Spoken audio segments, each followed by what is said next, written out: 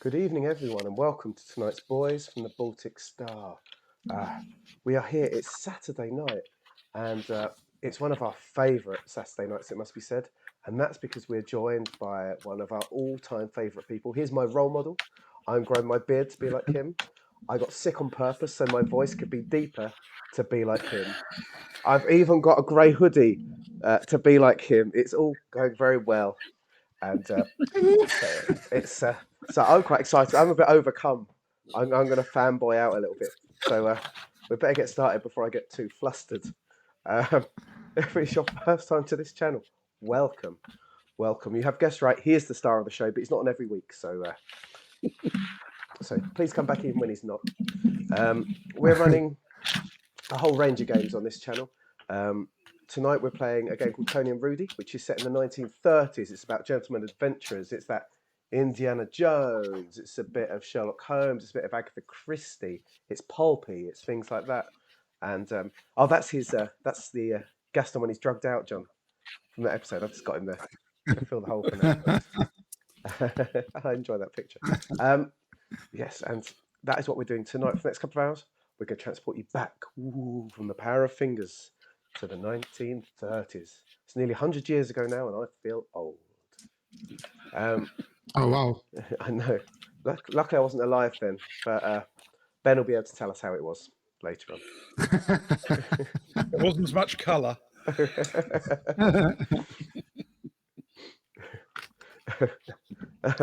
So, if you want to chat, please chat. If you want to lurk, please lurk. We will join in with the chat when we're not busy. We can interact with you. Things that you say might pop up on the stream. If we get a raid or anyone comes along, you might notice that we stop and say hello to them. That's because we're very interactive and we love people that are friends and new people that come and join us. So please don't see that as a bad thing. See that as a positive. It's the way we do things here. There's a red sun. You can click on the red sun and spend some points. What have we got today? The most important thing is here. But it's not playing. This is terrible.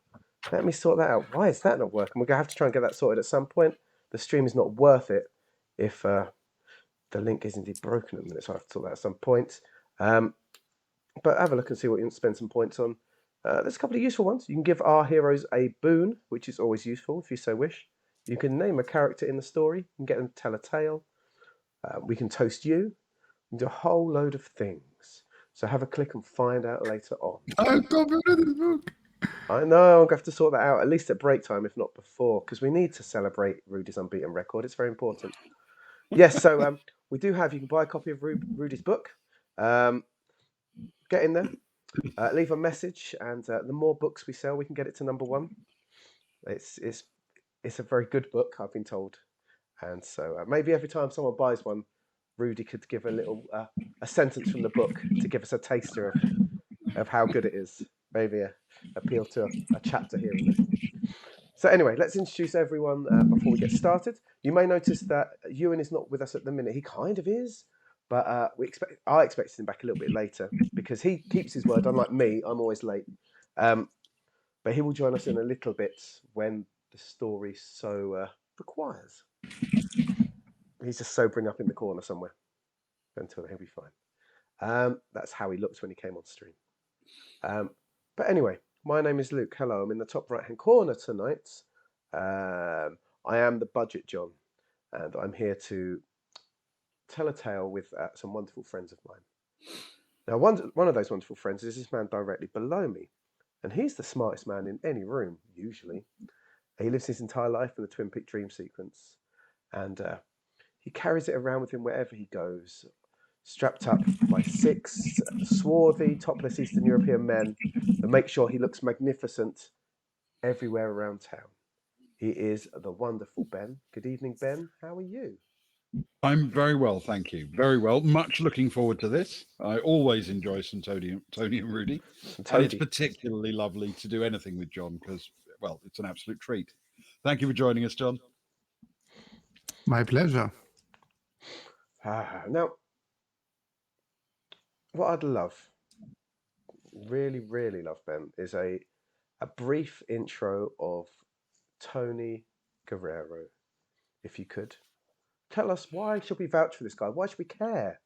Like, what has he what has he got about him that makes us want him to succeed in life more than the regular Joe Schmo?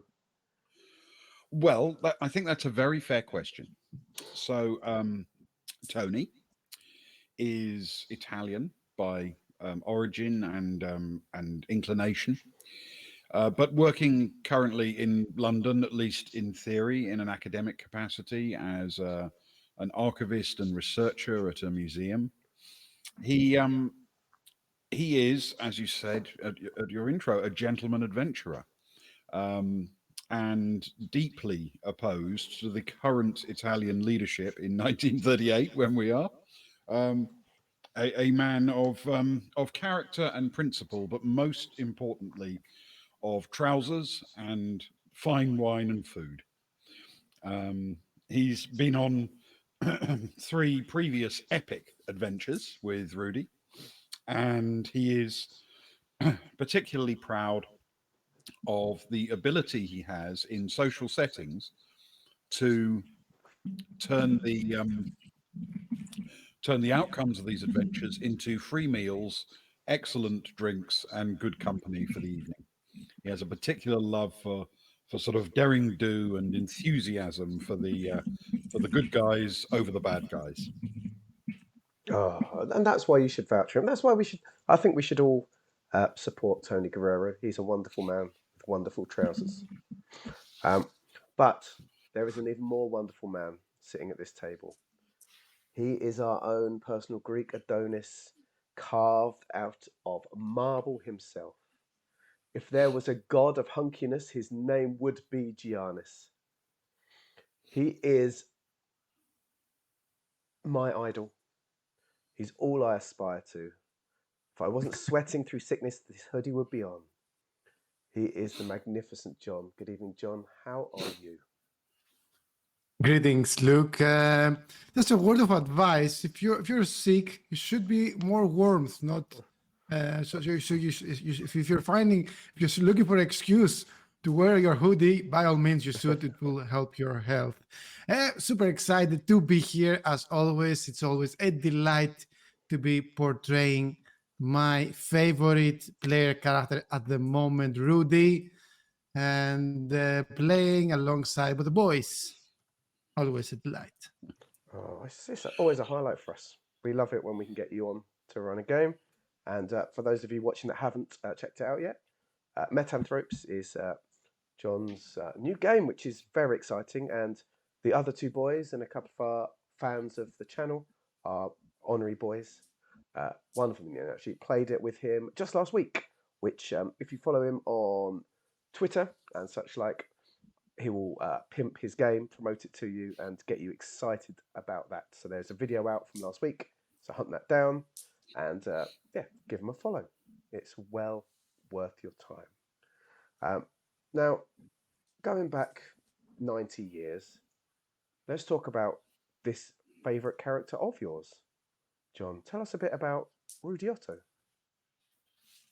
Rudi Otto is a German-born but caravan-raised man who currently is at his 50s, mid-50s, but he has spent a very, very interesting life, much like maybe no one else really, because I can't think of anyone who has spent his years, his early 20s as an amateur boxer and then turning amateur bare knuckle boxer, turning pro boxer, reaching to an astonishing record of 9-0, almost fighting for the title, becoming world champion. But when he reached enough critical amount of money, he decided to pursue his true passion, which was the world of academia and history. And then he became an academic proficient with many ancient histories and lords of the tales of the past. There it was where he met his partner in adventure, Tony Guerrero. They have experienced many, many things. He has survived the train wreck, occultists, Tekken cultists are trying to kill him left and right. He broke his back. He became a student of the occult. He witnessed many supernatural things, and now he's a an acclaimed writer putting down the gloves and holding the pen and writing ringside rituals, a boxer's grapple with history's hidden faces, which is going to be among the bestsellers of that era. It's going to sell like crazy. Um, and wherever he goes, he takes a bag of at least many copies to sell or throw to cultists that want to attack them, have many uses. Well, it is a weighty tome. It could do anyone a damage with a glance. Oh yeah, to the it's side pretty of the heavy. head. It's like 300 pages at least. And hardback, I assume, leather bound. Probably leather bound, yeah. Oh, beautiful piece. Well, those are two of our heroes for this evening. Gaston will be joining us in a bit. He's waiting in the wings. But the reason Gaston is not here at the moment is because before we begin this evening, we need to flash back in time a little bit further. You see, tonight our story doesn't necessarily begin at Cafe Kaufman in 1938. Indeed, we need to jump back a year earlier to 1937. So, if you'll excuse me, a bit of faffing around. I'd love to do this in a much classier way, but I'll do my best anyway.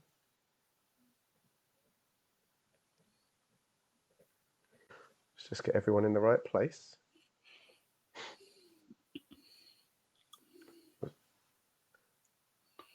Oh dear. I really need to set it up so that every graphic's in the same place for every single game. So perfect. Which is all we need to do now. Turn that off. Are we back on the SS cans? You are back almost on the SS cans. Oh, I'm a bit low. Let's go a bit higher for this bit. There we go. You see, the year is 1937. It is nearly 2 years after the fateful events aboard the Vienna Express. It's 12 o'clock in Casablanca, and Rudi Otto, dressed exceptionally well in a white linen suit, wide-brimmed hat, and with a cane supporting his still not fully recovered leg, a result of his heroic exploits aboard the Vienna Express, cuts the perfect figure of a bulky European gentleman struggling in the unforgiving midday sun. His handkerchief is pressed to his forehead, mopping away a river of perspiration for the umpteenth time in the last 20 minutes. His personal bag is slung around his shoulder, the strap awkwardly cutting across his chest and swinging repeatedly against his sodden legs every step he takes. These are not perfect conditions for our German hero. Alongside him walks a thinner, younger gentleman, dressed appropriately for one about to board a liner across the Mediterranean Sea, resplendent in his third best pair of trousers and a rather dapper waistcoat over a shirt with sleeves rolled up. Tony Guerrero was more at home in the heat, but even he was pausing from time to time to remove his sun hat and fan it across his brow in a desperate attempt to cool himself. Behind them followed two servants, hired by the SS cans to transport passenger luggage from cars, trains, carriages, or hotel rooms to the ship itself. They expertly manoeuvred between the bustling crowds with travel wardrobes, bags, and bottles of alcohol belonging to our two heroes, who could barely manage their own personal bags, containing their most important papers and, most importantly of all, in one of their bags, I know not who's carrying it, but the carefully hidden bracelet of Mary Magdalene. The SS Cannes was due to set sail for Marseille within the next couple of hours and was one of the several ships moored at the busy docks. Passengers and crew were buffeted around between longshoremen, servants, hawkers, peddlers, messengers, pickpockets, and children. The hubbub rose and fell like the waves, and the smells of the sea, food, perfumes, and sweat bombarded the senses at every step. Starting to feel faint, having skipped breakfast earlier due to a rather bad hangover, Rudi Otto waved to his friend to halt and wheezed his way to a nearby crate, parking his backside upon it, once more raising his sodden hanky to his head. The promise of soon being aboard the SS Cannes, with a cool bed, drink, food, and a sea breeze, relaxing evenings, and a chance to perhaps let their guard down just a little with regards to the bracelet, had definitely kept him going this morning. As the servants got up to them, one paused and pointed past Rudi's muscular shoulder. "Here she is, Mr. Otto. The SS Cans. Only 50 meters away. We will take your bags and cases aboard and prepare your rooms for you. Safe journey, sirs. May God travel with you." Tony Guerrero reached into his wallet, pulling out a small wad of money, handing it to the smiling servant before slumping down onto the crate next to Rudi. And this, dear friends, is where our evening actually begins.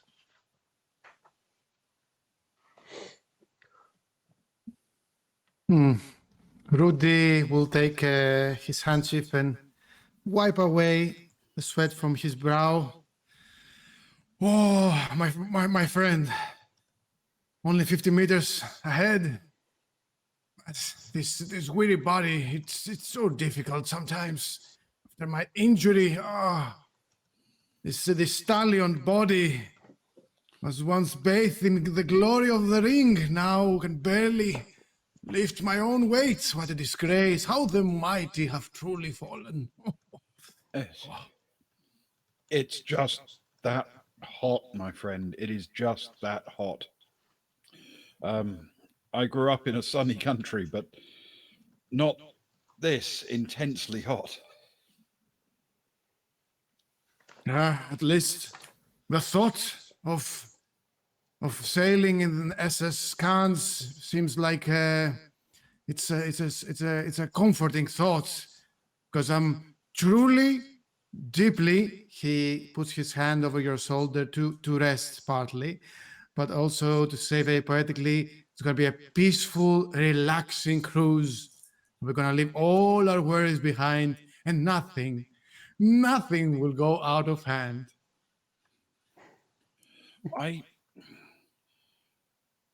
know what you mean, but you know how sometimes you get that feeling that there are dark forces that watch our every move? I cannot shake the feeling that this won't be as simple as you think. We are, after all, carrying something of impossible value. As you look around, Tony, could you please roll for me intelligence? So we're using Those Dark Places rules for those that are watching, which is a magnificent roleplay game from Jonathan Hicks. We've reskinned it with his blessing for our 1930s adventure. It's a wonderful rule set. Recommend it. Each of them has 4 skills: charisma, agility, strength, and education, rated 1, 2, 3, and 4. They'll add that plus any other skills they have to a dice roll, a single d6, and generally want to hit 8 or more. Generally. 7 means a success, but not a perfect success. Tony's going to roll his education, and there's no other skill right now that you can persuade me for you to use. All right, d6 plus 4. That is a total of a 7, I'm afraid. Tony, you sort of, as you're sort of talking and fanning and having a conversation, your eyes are looking around at the bustling crowds, and they seem to alight on. There seems to be a pair of eyes watching you, not just a floating pair of eyes. That'd be horrible, but a pair of eyes belonging to a whole body watching you. But you catch their line of sight for a minute, so they catch that glance with you, and they've noticed you've seen them, and they vanish into the crowd again. It's almost as if they weren't there at all. Okay. I will say to Rudi, I cannot shake the feeling that we're being watched. Yeah, I'm pretty used to it.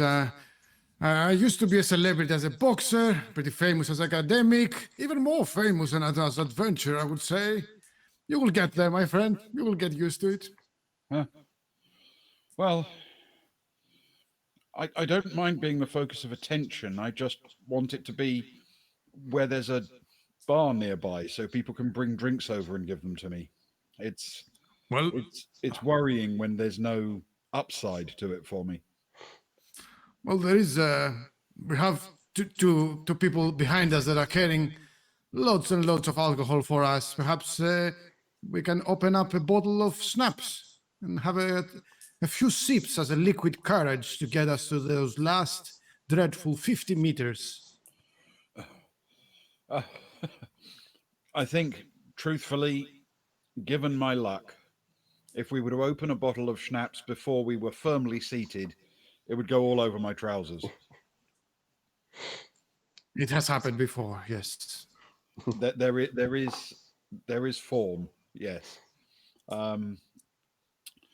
Look, let's press on. We don't have far to go, and the gangplank is, well, it looks like the pinnacle of Moroccan engineering.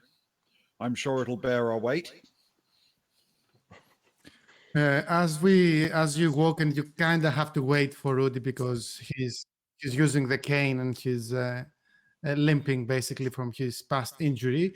He started to mumbling about, I have a theory. I once spoke with a scientist about something that is called quantum magnetism, and I do believe there is a correlation between the pants that you're wearing and the nearby liquid source, whether it be wine or anything really that can soil your pants. And maybe he continues to explain a theory of how there is scientific reason why your pants are getting destroyed each time. Yes. Yes. It is good, frankly, of you to devote such thought and care and attention to my miseries. I do appreciate it, my friend. Fascinated. As the two of you sort of slowly get to your feet, Rudi a little bit slower, of course, with that sort of groaning. Pretty much as soon as you're on your feet, there's a peddler approaches with a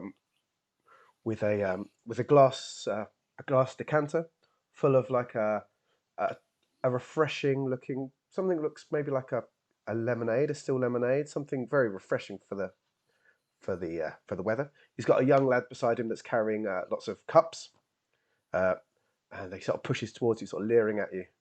Lemonade, sirs, lemonades. Lemonade's a lovely hot day, sirs. Lemonades, lemonades. Get lemonade, just very cheap, very cheap, very cheap. I cannot turn down the offer of a sip of lemonade. Yes, 2 lemonades for the heroes of Bern, please. Of course. Come on, son. He sort of clips the boy around the head a little bit. 2 lemonades for the boys, for the gentlemen. Come on, boy, come on. And the son sort of shakily starts to... And he turns to Tony and says, be wary, there might be a connection between those lemonades and quantum magnetism to your pants. Be wary. I will be careful. I will be very, very careful. With my agility, I really do have to be. The boys are shaking. He pays the boys and gives an extra tip. Oh, thank you. A handsome tip. Oh, from a handsome man. And the boy shakily holds out the 2 glasses to the 2 of you to take. Watch it carefully now. I will carefully take a glass of lemonade. Right. Roll an agility, please. Of course. Both of us. Yeah, you can as well. I don't suppose I can argue that this requires daring do. If it does, then the whole the whole excitement of the adventure's gone downhill. Oh no, that's a 6. You know what? Can I spend the boon of Ghost of Crit? No, actually, I'm gonna keep it for later because Tony already failed, kinda, so it won't be on me. I like the idea of you trying to save a boon to avoid the spilling a drink. This is the sort of... It's very important. It is. That's why I love our channel. These are important things. You both sort of take the drink. There's some sort of shaking, and a few drops do fall on each of your trousers. Nothing massive actually, because you're in the light trousers that you're in, Rudi. It sort of more shows up as a slightly darker splodge, but nothing that the sun won't dry off quickly. Tony, you have a moment where you're very nervous when you first see the glass start twitching, because they are your 3rd best pair of trousers. But they are. but only a few drops full, and it's sort of below the knee. It's not very noticeable, and maybe you've escaped somewhat here. The peddler's waiting because he needs the glasses back. Okay, we will drain it and enjoy the refreshing lemon flavour, we hope. Fantastic. As you're drinking, could you both please roll an education roll, please? Interesting. That's an 8. So it's a success. Mm. That's a 6. Tony, you're so nervous about making sure that there's no spillage. You have previous that you're focused on the glass, and you've also noticed that the peddler appears to be cleaning one of the glasses with a really horrible, dirty dish rag that probably hasn't been washed itself in a good month. Whereas you, Rudi, notice starting to walk and then running somewhat in your direction is a man with pale blue eyes.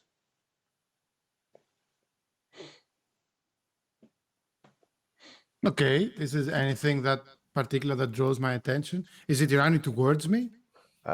Yeah, he sort of started walking, and as you watch, he starts running at the two of you. He's coming from behind the peddler.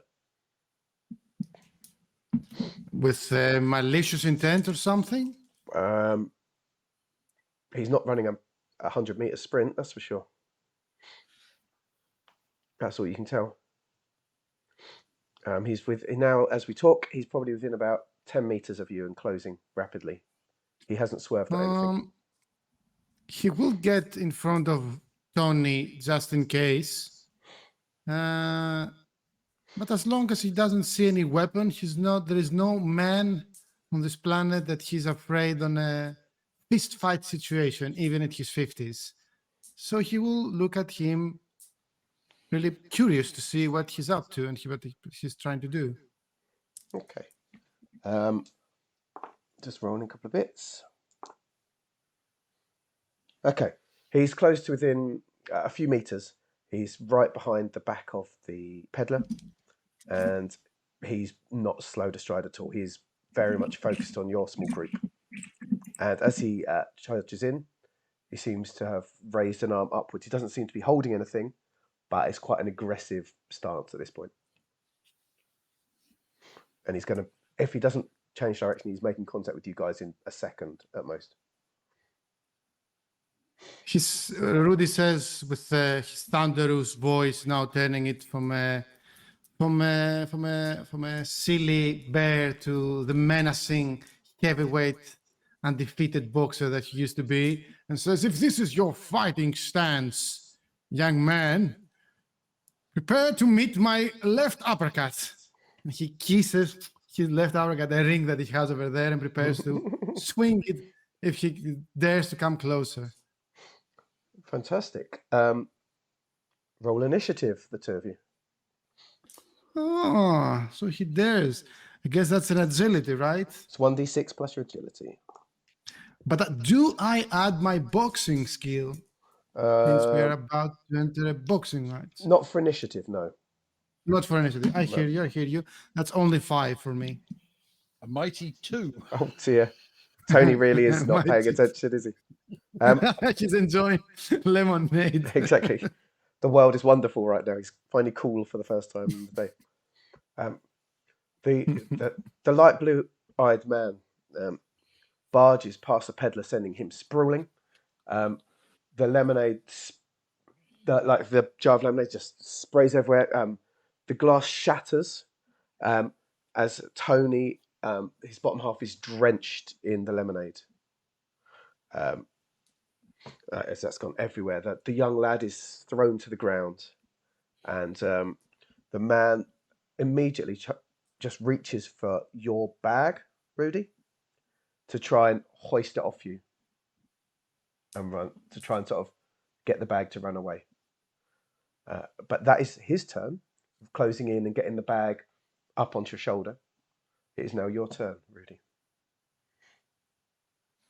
Begone, ruffian! How about thee? That's a left uppercut. That's what we know. And you know, for those watching, Rudy's quite good at boxing. He's got quite a good record, doesn't he, John? Yes, and with a 5 and strength 2, and 2 more for boxing, that's a total of 9. 9, right? I He's believe truly at the invincible. time he had a record of 11-0. Oh, By that time, yes. he is invincible. And it is, yes, and it is, if you remember, I was healing in a monastery and practicing boxing like crazy then. I was dealing with the rope thing, you know, so he's really, he shouldn't have messed with him. He's like the resurgence of Mike Tyson these days in his 50s, that he's as menacing as he was ever. Oh yeah, the big return. Some say that Mike Tyson is inspired by Tony Rudi in this timeline, you know. It's very likely, to be fair. Rudi Otto. Very, very likely. Rudy does swing his big left. He's got big fists, and it does make strong contact. The guy did not roll well enough at all. He sort of half throws his other arm up to protect it, but he is hit for one with a big ringer to the jaw, and it stags him sideways. He's still trying to hold on to the bag, but his grip loosens somewhat, and as sort of his fingers release it, he robbed that badly. He lets go of the bag and he sort of slumps sideways. He's not totally down on the ground, but he's definitely sort of squatting and trying to catch a breather, trying to catch a breath. You have rung his bell, Rudi Otto. Another big shot. Tony Guerrero. Wake up, Tony. Wake up, Tony. We're being mugged. To be fair, with Tony's role, it should be about 17 turns before he gets to have a go. Yes. Yeah, I get to go in the next fight. Right. It's 1970. It's 1938, and it's Tony Guerrero's turn to respond.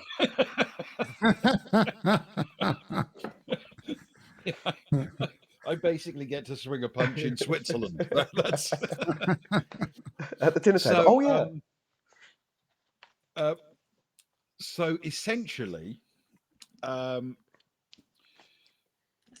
yes, going to leap up and attempt to throw a punch at the same guy and see if I can land one. Oh, you're heroic.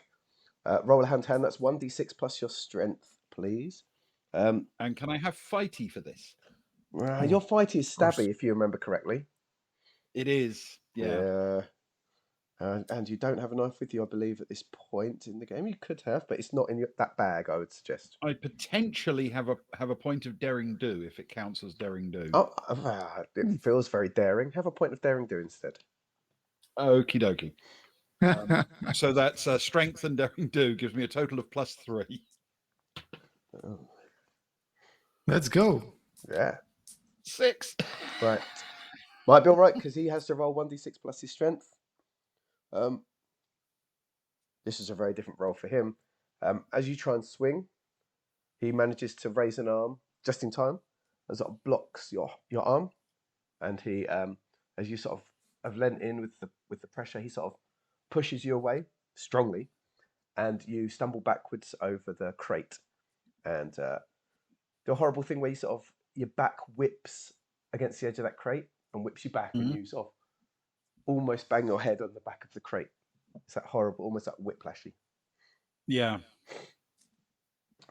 Right. The guy sort of staggers up to his feet and looks to run when suddenly the gunshot of a pistol rings out, and of course, as you'd expect with the crowd, there's screaming and hollering, and in all that movement, that the guy takes his chance and runs for it, scarpers off for it, and Rudi, you're no doubt slightly disappointed that your potential victim has managed to get away in the crowds. Wait, did he get shot though? He did not. It seemed like it might have been a shot into the air or something like that. There does not appear to be any dead body lying around or blood or anything like that. Who shot? Who took the shot? That's a very good question. The two of you are there when you feel a shadow approach your side, and A slightly elderly gentleman, a man entering the autumn of his life, walks up to you. Blasted fools! Pickpocketers, ruffians around here. Name's Hightower, Colonel Hightower. Pleasure to meet the two of you. You travelling on the old crate with me? Is it the colonel? Yes. My fame precedes me. It was another character question, but still. I will struggle up to my feet. Well, no need to use firearms there, Colonel. I guess he can tell that he's a colonel. He's wearing a uniform. No, he's got his suit, but he's got some he's got his sort of his row of medals, and he did introduce himself as the colonel. So okay, let me change that. They say no need to use firearms, good man. I've already knocked him out using my good old left. But that's a surprising way to introduce yourself, Mr. Colonel Hightower's the name. Did you not notice? There was at least 2 men following you, or you wear cross. I spotted it straight away, you know. Couldn't get over here quickly enough. So, sorry the chap got away, but he won't be able to follow us onto the boat at least. Yes, it's not the first time that someone attempted to rob me. None of us, rather, I would such to say. I am the infamous hero of Bern, Rudi Otto. Oh, Mr. Otto, nice to meet you. And you, my soggy friend? And hold out a hand to shake the colonel's and say, lovely to meet you. Thank you for your extremely loud help. Nonsense, dear boy, nonsense. Still ringing? Oh, the pleasure was all mine, honestly. Tony Guerrero. Ah, an Italian. What a treat. What a wonder. Now, please, the two of you, I insist, when we get aboard the SS Cannes, there's a lovely deck at the top called the Moon Deck. It would be my honour if you join me for a drink after you got changed for the first drink as we leave the port. That, Colonel, would be a pleasure. Yes, looking forward to a sombering, relaxing, and carefree voyage across the sea. I can't wait. It's going to be a relaxing time. The only bad thing I've heard is there's a blasted actor on the boat. Ugh, can you imagine? Actor, you say, not actress. Oh, well, there may be one of those two, but, you know, never mind. Come on, chaps, let's get to the boat. The sooner we get there, the sooner we can leave. Excellent. Yes, you seem like to be a man of action. I already like you, Colonel. A man of action and a man of drinks. I see, like I found 2 new friends. Yes, and meet a third one as she sews the snap on the bottle. Wonderful, wonderful. Okay. And that is where our flashback fades out for now. And this is where, dear viewers, How nice to meet the Colonel before things got... Yes, the introduction, the origin story. You have to have a nice bit of the Colonel from time to time. It does mean now things are going to get a little bit messy as I bounce us around. But the good news is, dear viewers, that things are just about to get good, as it were, because we are we are joined by the frankly fantastic Ewan. Hey, Ewan, how are you? Hello, I'm wonderful, thanks. I'm partly wonderful. I'm a little bit upset that I missed out on Casablanca. But hey, it was a wonderful tale. It's a long war, and you might go back there. It was the story immediately before Gaston joined the brethren. Indeed. But other than that, I'm good, thanks. Welcome. For those watching, please tell us briefly about who this Gaston is. I play Gaston de la Rue, a Frenchman, who we were first introduced to in the last adventure in St. Moritz. He was working for a newspaper, and writing a story about the famed adventurers Tony and Rudi, who he had some acquaintance with, and as such was sent to dig out about some information about their last adventures. But as it turns out, there was an adventure to be had there that he had first-hand experience of, which got him in quite good stead, I think. At least allowed him to write a very detailed report for the newspaper, and probably dine off of it for some time. As many reporters do. One good story and they're made, huh? Indeed. Well, it is a pleasure to have Gaston back with us. I'm looking down because I just knocked my dice over. So I might have picked up my dice that roll less well. So that might be good news for all of you. Right. Good news. Good news indeed. Right. So I suppose we'd better jump back to present day. Because it is 2:13 p.m. on the 9th of March 1938. 3 months removed from the academic symposium held at the Carlton Hotel in St. Moritz, where esteemed archaeologists, museum curators and historians, Tony Guerrero and Rudi Otto, gave what was reported in the Ce Soir newspaper as the finest and most captivating academic lecture of the 1930s. Although Gaston is biased. He was just looking for that pay rise, wasn't he? What was less widely reported was their role in the killing of Nazi agent reporter Julian Peters, sent to uncover any information as to the whereabouts of the mysterious and mythically powerful bracelet of Mary Magdalene, whose powers Tony and Rudi came face to face with aboard the SS Cannes on its fateful trip across the Mediterranean early that year. The truth behind the powers of the bracelet, and indeed its current location, has been the talk of many cafes, bars and lecture halls since the events of the SS Cannes, not in a small part thanks to the famous and much-loved actor Jean Durand, who was tragically killed in the Petit Grand Hotel on the night of Friday the 3rd of December 1937, along with his wife Nancy and half a dozen other guests, including the famed hypnotist, mentalist and illusionist, the great Bauman. It was with great daring that our heroes Tony and Rudi, along with their young and dashing colleague Gaston Delarue, that's what it says here, former heir of the famed Delarue vineyards, sadly destroyed during the Great War, were able to corner the killer Julian Peters and shoot him dead just before he was about to kill another man whose identity has remained officially unknown in all police reports. After helping the police with their investigations for several days, our three heroes parted ways, as is their style.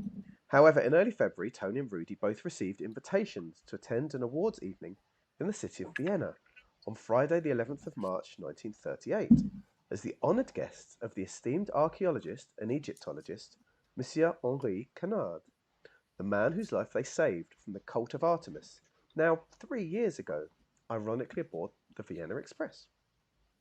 And so we must make haste to the beautiful historic city of Vienna, still one of the true global capitals of art, music and culture, despite the long shadow currently cast over it by the expansionist plans of a certain popular and powerful German chancellor.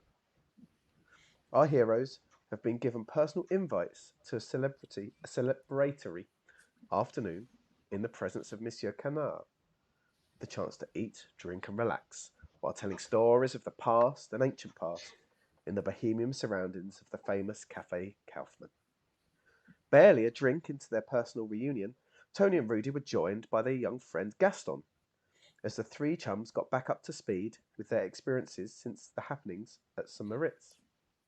Sadly, Gaston's relationship with hotel receptionist Sylvie had fizzled out after 3 months, due in part to his obsession with the ongoing mystery of the missing Amelia Earhart.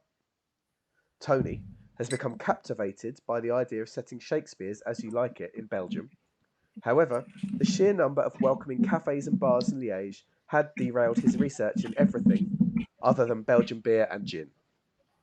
As for Rudi Otto, his fame spreading wide across the continent, indeed even to Café Kaufmann itself. Well, let's just say that Ringside Rituals, a boxer's grapple with history's hidden forces, is out now, and if you hurry to Café Kaufmann, you may even nab yourself a copy signed by the writer himself. Except you won't, because Currently, no one is allowed into or out of Cafe Kaufmann. Well, except for the mysterious forces who have been closing in on Monsieur Canard and his fellow treasure hunters. You see, our beloved Egyptologist appears to have put together some sort of archaeology squad who have each come into the possession of ancient artifacts linked to the gods of travel from various civilizations. Monsieur Canard's artifact appears to be an ancient pathfinding compass from around 400 BC, created by the follower of Khonshu. His posse also have such artifacts: Rufus Hightower of Hermes, Anna Zukov of Mercury, and Lars Persson of Anahita. And his posse are all currently in Vienna, with them planning to meet up to share their findings and pull their artifacts. This is where the mysterious forces sadly come in. Monsieur Canard, over the last few months, has felt more and more that he's being observed and followed by suspicious figures, and, having seen more in Vienna since his arrival, has been fearing that all the trinkets may fall into evil hands at a time where history truly stands on a knife's edge. Briefly, after sharing his findings with our heroes, in order to get their thoughts and opinions, Monsieur Canard's paranoia was proven to be true, as armed figures stormed the cafe, dragging him away into the streets and leaving the customers trapped inside. Gaston was able to grab up a small bundle purposefully dropped for him by Canard, and, briefly finding themselves in a firefight, our heroes acquitted themselves with valour and skill for the most part, but ultimately found themselves unable to follow the kidnappers. Instead, tonight, we join Tony, Rudi, and Gaston, sat back at their table by the window, stoically drinking absinthe and Bordeaux, with no way out of the front door. Their friend dragged away out of sight, and 3 other treasure hunters out there somewhere, at risk of the same fate. Definitely not what they were expecting when they arrived less than an hour before in their finest afternoon drinking trousers. And this is where we begin. So, if you remember correctly, the 3 of you are sat at a table by the... Have I got my little circle? I would There. argue, if I may, dear GM, that Rudi was being very defiant, and he was still at the bar. Rudi was at the bar, yes. And Drinking he didn't absinthe. care about the gun being pointed at him. That is true. There was a couple of guys at the door. There was another couple floating around. Then, couldn't tell for sure, but yes, he's still at the bar. In that case, he will go behind the bar, pour himself another drink, and maybe put a few more glasses up in the counter and says, "It appears, gentlemen, that we'll be sitting here for quite a while. Who needs a refreshment? Both parties involved, of course, are welcome to be served by me." He looks both at his friends and to the antagonists of the situation. And he means it. Well, absolutely. This is the moment where heroes suit up. So Tony will give a quick nod and stand up, and nod to Gaston as well, of course, and take a stride over towards the bar, ignoring all of the guns, but equally not like making for the door or anything. Gaston will follow. Rudi will leave like something, I don't know what the equivalent of $100, like $100 on the table, that equivalent of whatever that era is, enough to buy everyone involved, like 7-8 people. The drinks are on me. What would it be, gentlemen? Anything strong enough to ease the pain, slightly favoring his wound, and we'll slump against the bar slightly, and pick something strong. Maybe something like, if they can do such a thing, a vodka. There is a vodka behind there. It's one that you don't recognise. It's clearly not their main drink, but there is one there, so they can do that for you, or Rudi could if he so wishes. Yes, the barman Rudi. He does, and obviously he pours his friends a drink, but he has the attention to everyone else, what everyone else is doing. Could you roll for me, please, a charisma? Charisma. Oops. 1 + 3, a 4. Sorry. Let's go. Hang on a sec. Let me check. Okay. Okay. One of the armed guards almost looks interested in it, but the other one sort of jerks them back. Jerks them back with the gun and sort of frowns at them and flaps them back, as if, "Don't be so stupid. We've got a job to do here." It doesn't say a thing, but it's that sort of vibe you'd get. Yeah. The customers that have remained there, there seems to be slightly fewer than when you came in. I know there's a couple of bodies around, but the other customers, it appears that some have run out the back before it all kicked off. Maybe someone's hiding, who knows? But the slightly smaller crowd, everyone looks a bit too scared to take you up on such a confident offer. So it's just the three of you at the bar. Okay. I'll take a sip of the drink. That's better. Thank you. Cheers, Gaston. I poured you whatever you were drinking before.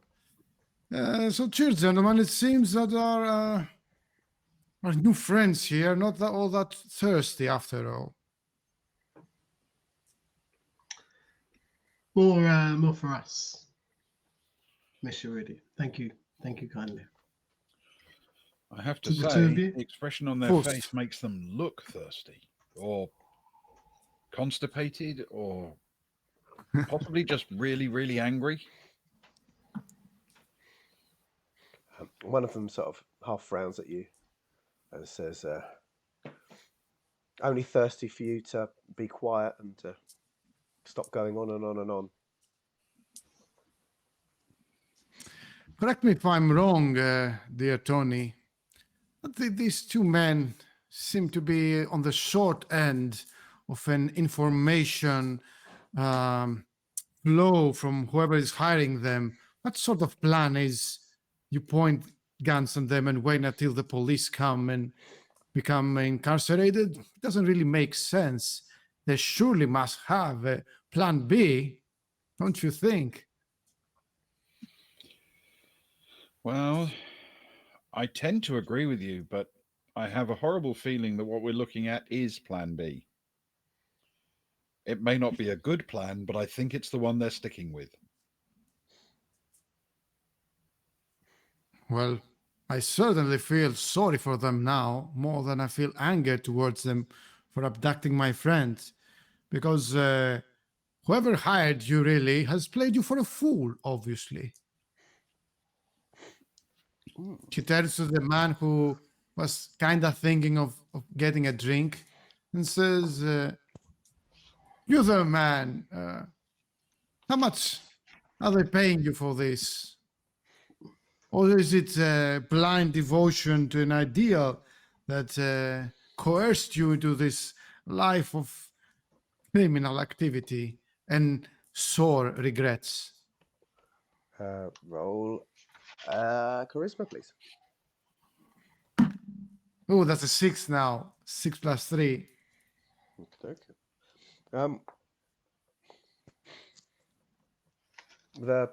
The one that you've targeted starts to look a bit, I guess, unsure. He starts just thinking, like getting a bit ants in the feet. Sort of starts. Doesn't respond to you directly, of course, but does briefly glimpse out back through the door windows, as if not expecting what's coming next. Have we been left alone? It could be any of those sort of things. Is he young? Is he like in Probably his 20s or something? early 30s. Hmm. there is time, you know. There is still time to reconcile, time to give up, and there could be a bright future for you down the road if you choose now to put your gun down and stop what you're doing. I see regrets in your eyes. And let me tell you that as long as there is time ahead of you and youth, you always have time to change your life. When I was about your age, I was just finished up being a boxer and starting a life of academia. If I could do such a change, perhaps I could inspire you to change from a life of crime, perhaps become something like, after serving, of course, some time is in prison, but up to now, you haven't murdered anyone. There is still time. You can turn this around, please. Please. The one you've been talking to doesn't say too much, but the other one sort of laughs at that, laughs at what you said, and finally opens their mouth. Says, a life of crime. A life of crime. See, you, Rudi Otto, you don't understand. This is not a life of crime. There is no police coming to take us away. We are not the bad guys here. We could stay here with our guns all day. We are protected. This is not crime. We have purpose. We have a reason, and there are not people powerful enough to tear us from that, or have the power to stop us, or to get in our way. Monsieur Canard, your friend, we've taken him. He has a lot to tell us, and there will be no police, military going to look for him. It's none of their concern. Yes, but we will look for him. He is under our concern. And a whole army of soldiers has nothing against our fiery rage to avenge those who has wronged us. The sort of the more talkative guy, a bit older, I'd say sort of early 40s, sort of laughs at that. And as that conversation is going on, you hear a scuffle from the toilet, the one you'd guess closest to the kitchen, and you hear a woman come screaming out of it, running upwards, as we can see it, towards sort of the door of the kitchen. And as you watch helplessly, there's another figure, a figure clothed in black, who appears behind, and you hear a gunshot ring out. And her body, her eyes open wide, shocked for a second, sort of stares confused and just desperately at you, Tony Guerrero. And then her mouth sort of half opens and she slumps to the ground, and blood starts to pool around her. The black figure just walks over her, barely gives her a nudge, and walks to join the other two by the door. No! There's no one coming for you, Herr Otto. You're here until we decide you're not here. If you're good, we'll let you go. Can I tell she's dead, or is there any doubt? I mean, is it worth me checking her pulse? Roll an education first for me, please. Okie dokie. Rudi will make the walk around the bar, and he's very shocked. Every time that someone died next to him, he really doesn't like it, and 7 total. especially when it is someone innocent. So he removes his jacket and he's shaken. He starts to put, his, do this motion, put his sleeves up, and says to the one that shot her, "You shouldn't have done that." For you, Tony, that much blood coming out immediately from there would suggest that if she's not dead already, there's no hope for her. She's dying. Rudi, the man who shot her, just ignores you. Gaston suddenly covers over his mouth and just says, "I'm going to be sick," and makes a move towards the toilets.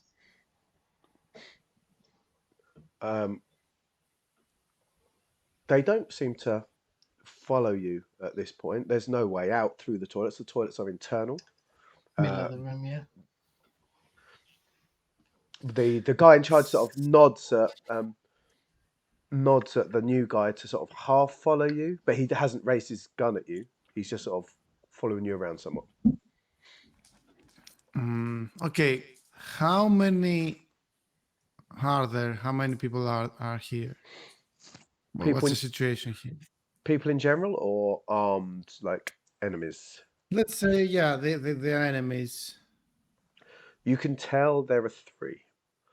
However, there are other figures that you could not account for. And if you remember when it all started happening, there were very much figures that suddenly became enemies that you didn't realize. So you can't guarantee that everyone else is just a civilian. But there are 3 that have made themselves known at this point. So there are possibly someone who pretends to be a civilian.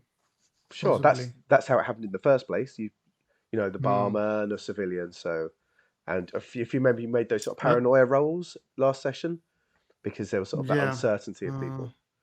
So it's definitely okay. Then before Rudi does anything, he will have to take a good look at those to be pretending to be civilians and have a better chance. If someone just died, civilian would obviously going to be sick or something. So you should be able to judge more or less who's in it. Roll an education for me, please. Let's see. Pretty good. Total 8. So I would say right now there's probably 6 more civilians sat in the cafe. Okay, you've got of that. You've got you could, with that roll, you can definitely count out, unless she's an incredible actress. One of the women is sobbing and looks extremely upset. So, like, Crit, thank you so much for joining us, Richard III. Buried in a car park. Thanks for the boon. Yes, saved. You should have used it earlier with the lemonade. I still believe. So, of those 6, 1 definitely, is a civilian. 1, you would, from the way he's looking, very stern-faced, he sort of glances up every now and again to the guy at the door. You would be more than 50% that there's more to him than you think. The other 4, not sure.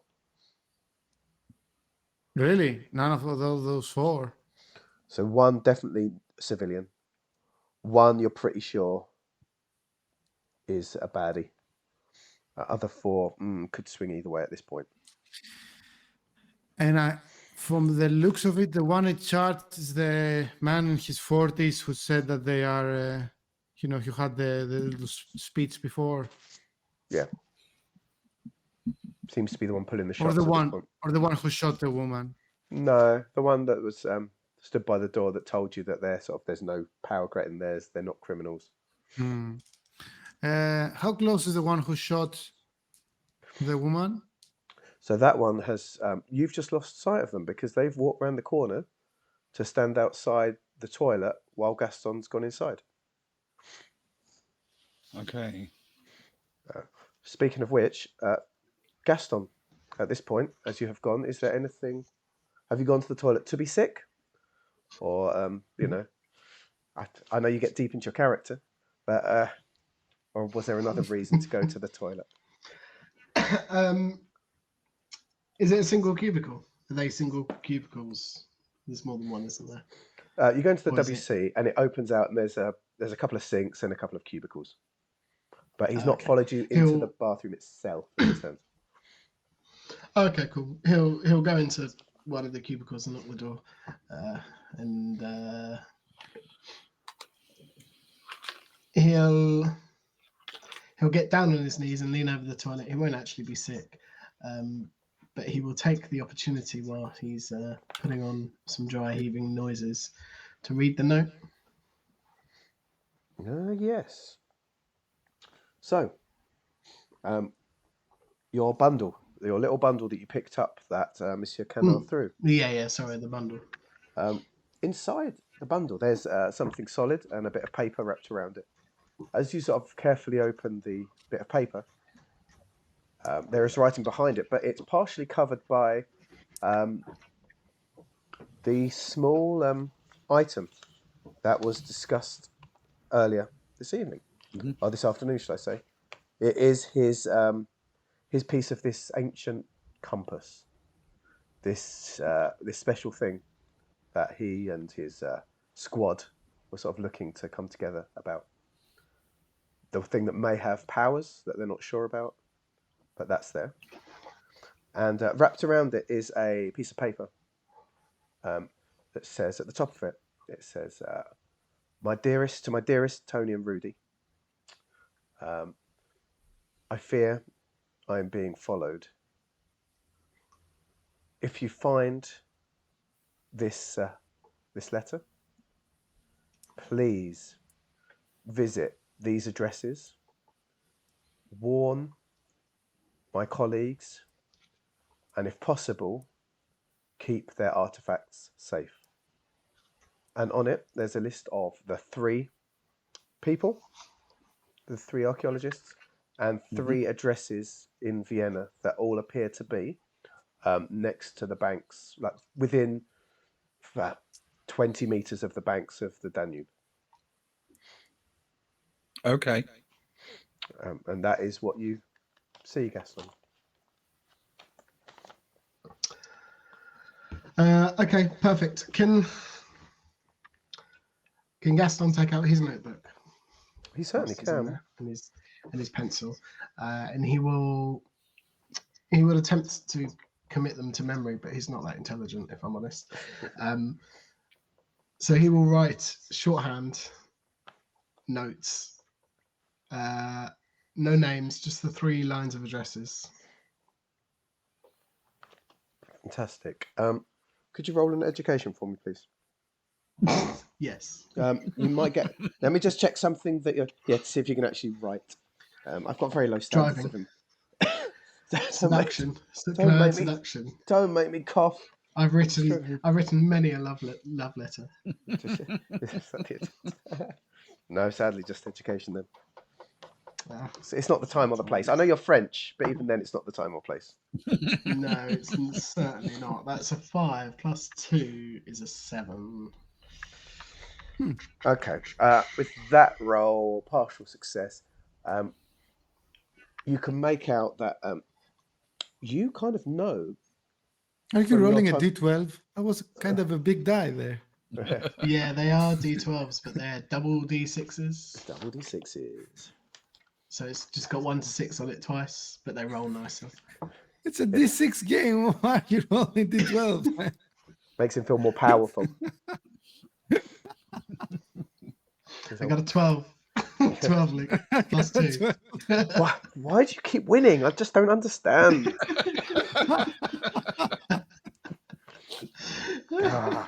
I wrote this so balanced that you're ruining it all.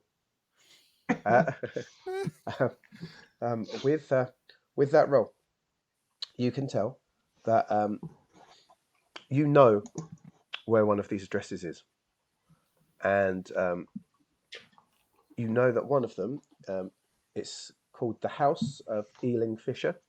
The House of Ealing Fisher is like a it's quite famous for young young travellers, I guess. It's one of those houses that sort of an older lady owns and sort of rents out a room that sort of young scientists and artists might stay in for a week or two. Pay a bit of bread and board, a little bit of food, and that's just down the river, not too far away, really, depending how you travelled. On foot, it'd be about 20 minutes. By boat, quicker. By carriage, even quicker. But yes, so only about 20 minutes on foot, 5 minutes by other transport.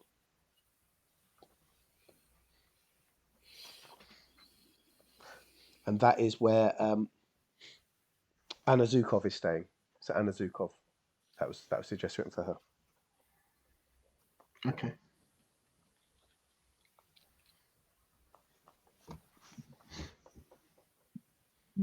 Mm-hmm. She's our Russian expert in ancient Rome. Yes, indeed.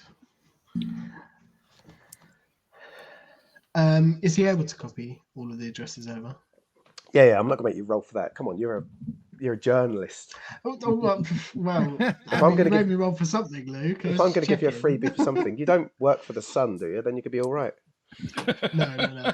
In which case, he'll try and equate them to other words. He won't write it down word for word, but so Ealing Fisher, he'll just write like eel fish, something along those lines, and then he'll eat the original notes. Ooh. And put away his notebook. Okay. While that is going on, Tony, we haven't been to you for a while. I feel I'm missing your wonderful presence. Do you care to do anything while that's happening, or are you happy just to drink and see the horror unfold? There is one thing in particular, actually, I would very much like to do. I'm sort of leaning on the bar. Now, remind me, how many of them are by the main door and how many are to the left of me towards the other two doors, the ones to the outdoor seating? So there are 2 by the main door. Mm-hmm. The other one, for sure, has followed round to the toilet. So they're the 3 that that are in dark gear, that are armed. Of the other seaters that I'd say from where you are now, there's no one directly between you and the top doors to the outer seating. There's a couple on the tables further to the bottom, kind of in front of the other doors. But you've got it's clear to those at the top left, as it were. Okay. I'll move it there. That's clear there. That entrance is clear. The murderer in black is by the main door? Well, there's 3 murderers, I guess, but the one that killed the lady is the one that followed Gaston. Okay.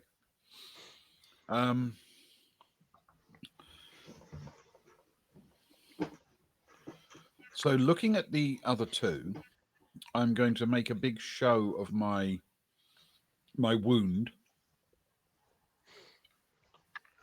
Oh. And it's a big wound, my friend. Hope you don't bleed out from it. And say,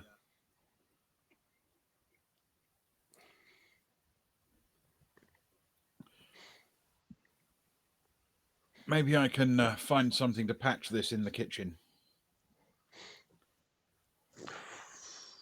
And start to very, very gently sort of almost lean in that direction, but not actually start moving until I get some indication from them. You are going to need to roll a charisma, and it is definitely going to be a hard check. I'm not even going to lie to you about that. Okay.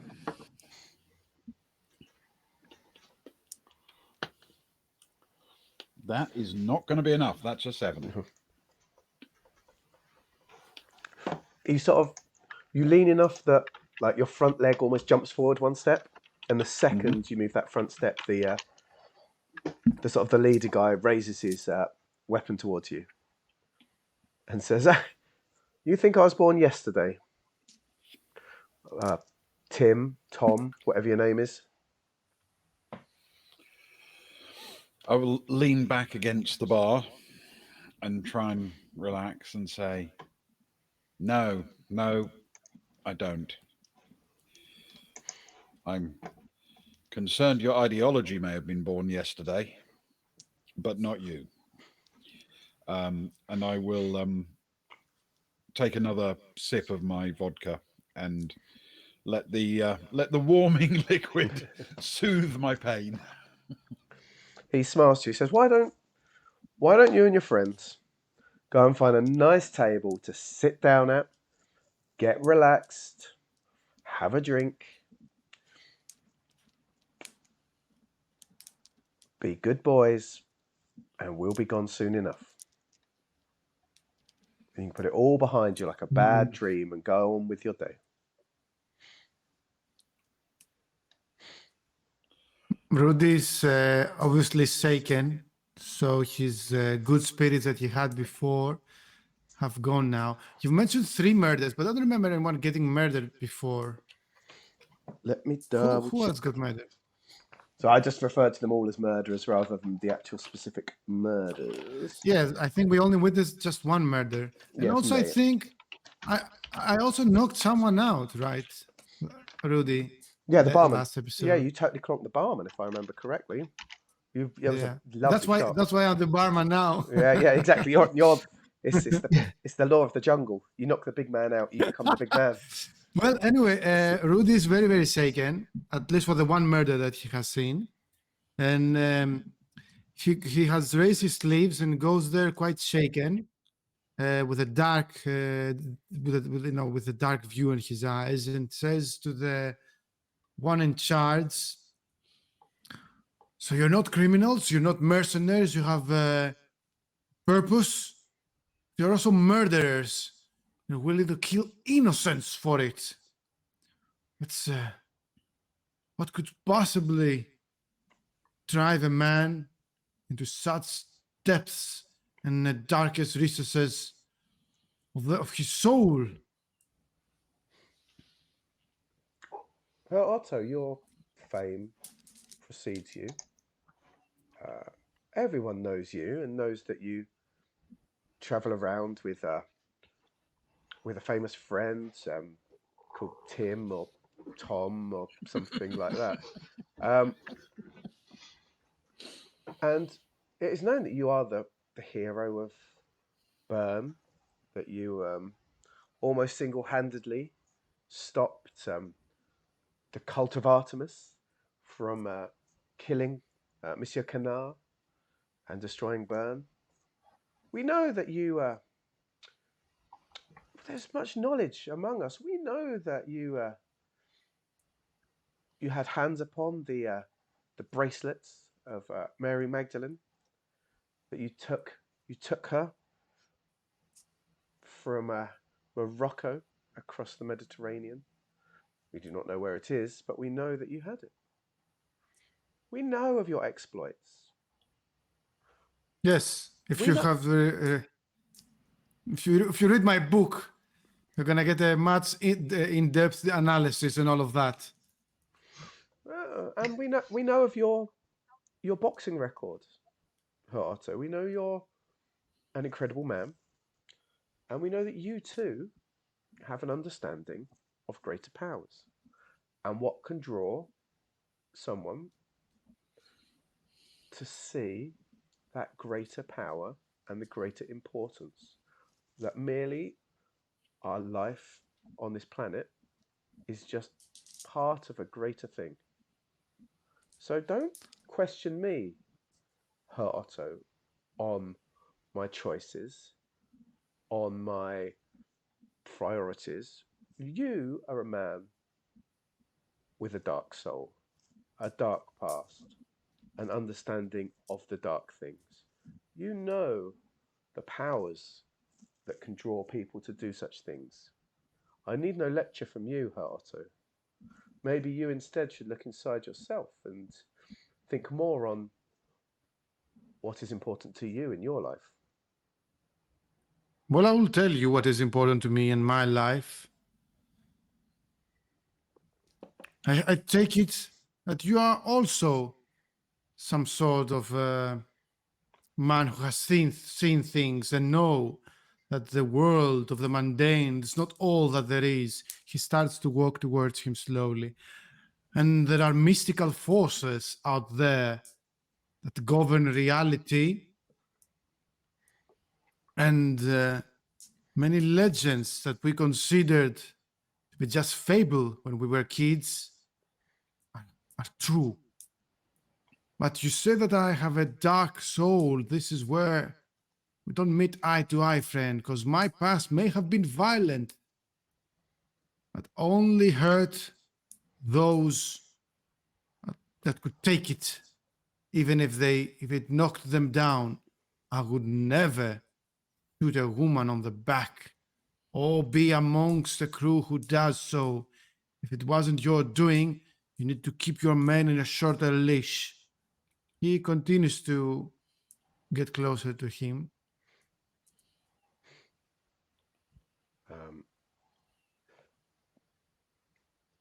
You get merely a couple of steps, and he raises his rifle straight at you, even before you can get within any sort of range. It's like this guy is taking no chances at all. So if it isn't the cult of Artemis, which is it then? Is it the cult of Hermes? Which deity of the Greek pantheon? Or you desecrate this time? Cult? You dare belittle us with such a term? A cult? A throwaway afterthought of a power? Herr Otto, you are almost as foolish as Tom or Tim or whoever it is you travel with. A mighty man as you cannot be so feeble-minded.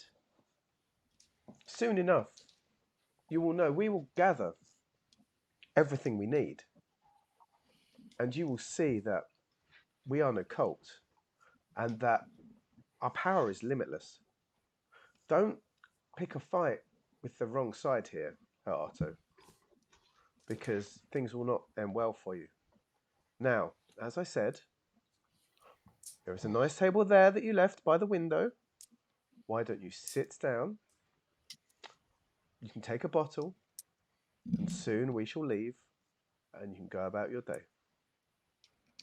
And if I insulted you so much with naming you a cult, why don't you give what is a proper etiquette here? How do I call you? You're the New World Order? What are you?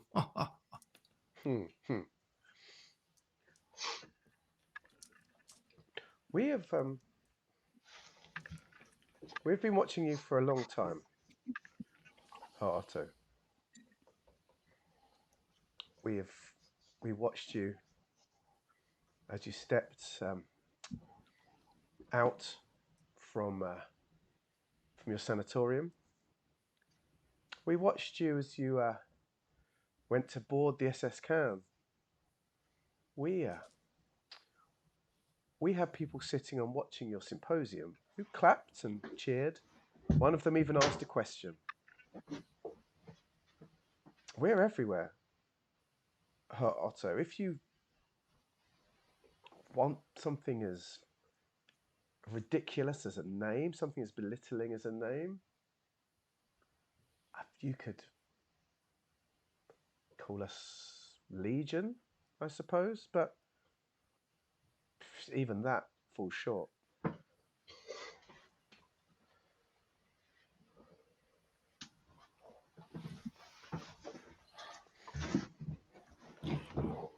Okay, Tony is going to pick up his glass and the bottle of vodka,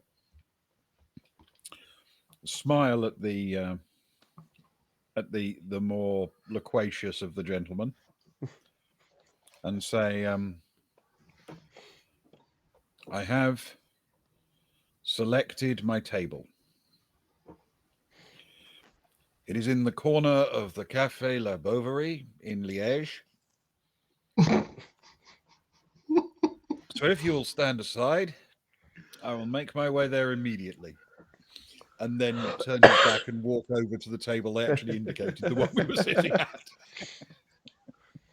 So that one there. Yeah.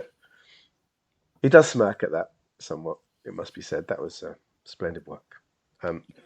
You've barely made it as Gaston exits the bathroom, I assume, Gaston?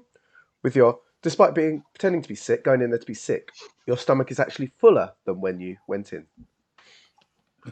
Yes, indeed. He does walk out with a bit of paper, cleans up his mouth. But yes, he will leave, unless, of course, there's any, machine guns or anything that stands out in the toilet that he could potentially take. He'll leave. Oh, yes, there's a stash They would have to be glaringly obvious. Stash of grenades in there. Oh well. I'll take 3 for me, 3 for Tony, and 3 for Rudi. There's a small. Although I doubt Rudi would need his. He always carries 2 guns around with him, doesn't he? 2 cannons. Exactly. No, I shall indeed leave and rejoin my friends. Do you wish to head to the table or to Rudi at the bar? Gaston. Rudi is like kinda a few meters away from their leaders, not at the bar, I guess, right now. Okay. He did his best to get as close as possible. But he's sort of been frozen out there. So Gaston, are you joining Rudi or Tony? Gaston will look around, look either side of the room, and he'll make his way to the table. Okay. Rudi would like to turn his attention to the other one, the underling, who seemed a little bit more, troubled, whatever, in contemplating life decisions, something like that. And Teresa says, "What about you, young man? What's the play here? You seem to be having the police under your short leash.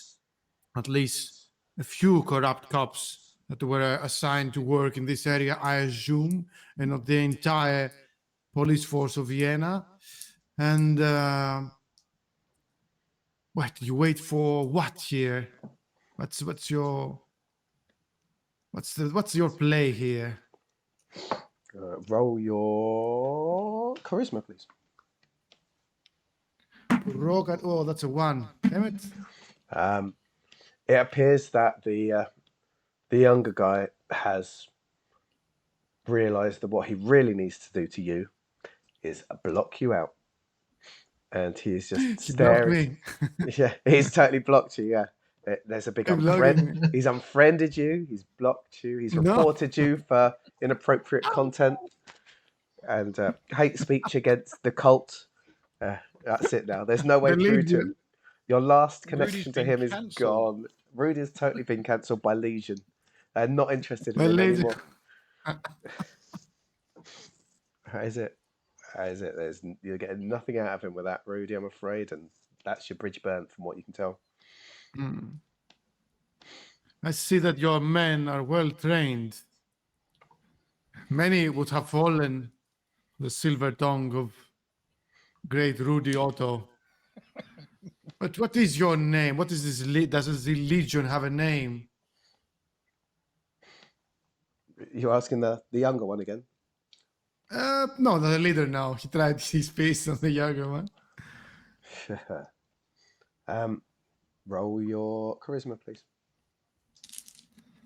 I have a feeling that would be better for him. Not really. 6, but maybe I can add my occult if there is something. Not on this. This is more talking to people as opposed to the research into the occult. Yeah, I'm squeezing for information. The He's done talking.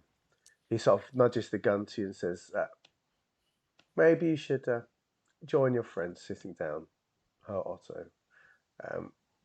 We'll be gone soon enough. The breeze through the window, the door, is very pleasant. The views of the river are wonderful.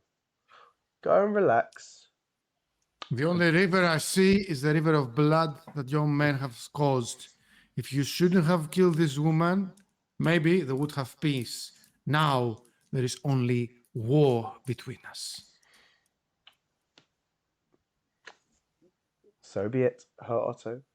Now, if you'd like to sit down, enjoy a drink, enjoy the view, enjoy the breeze, we shall be gone shortly. You can get on with your day. Legion thanks you for your cooperation.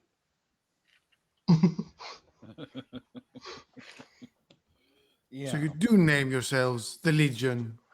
Well, Quick history brushing up. Maybe occult, maybe history. Something has to do with multiple deities. Who were they calling, if ever, themselves Legion? Let me turn these little wheels up here in the brainy. Would you know?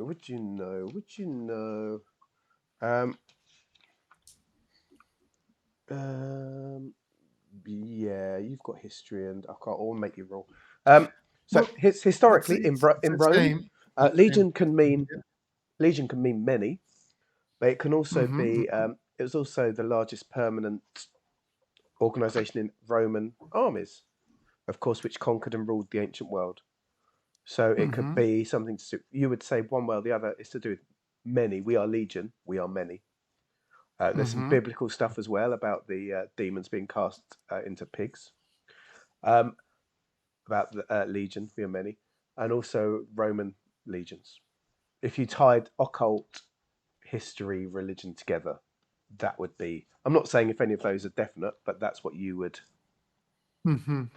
consider. If that makes sense. Okay, am I? What's my gut feeling? Am I leaning towards Roman or biblical Legion here? Too early to tell. Too early to tell. The way they talk about the police having no power over them could slide both ways. Either because they bow to a greater spiritual power, or they, like in Rome, they are the power. So it could be either. Too early to tell as it stands. Would take more time. I mean, obviously, Well, at the actual time, the word legion would also have been very commonly in use in newspapers because of the Condor Legion. Oh. Which was Nazi Germany military expeditionary force in the Spanish Civil War.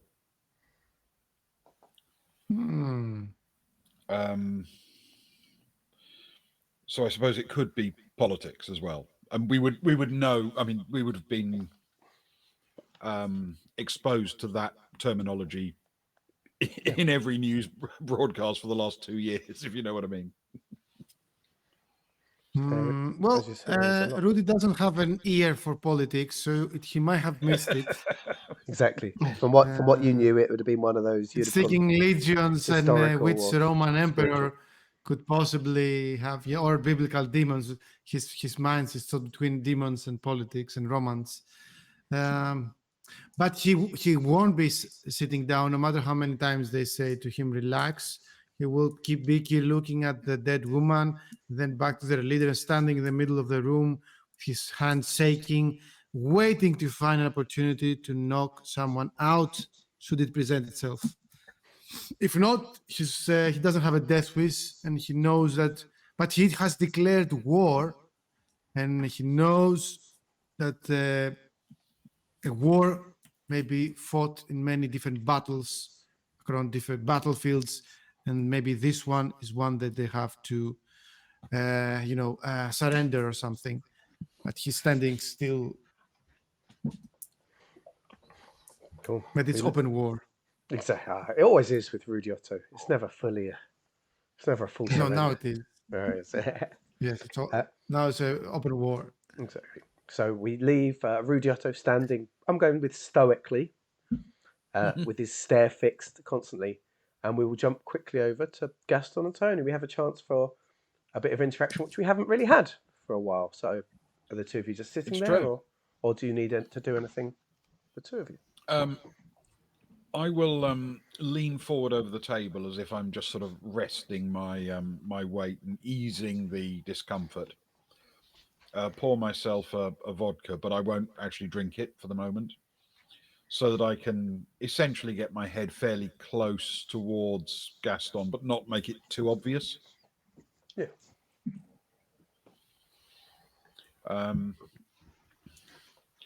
And I will very carefully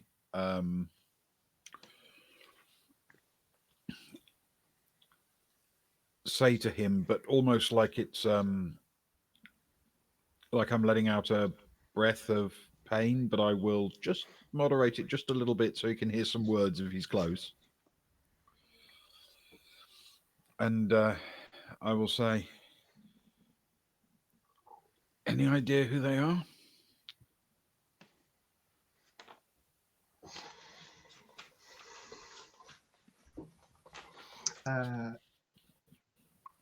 Gaston will shake his head quite slowly.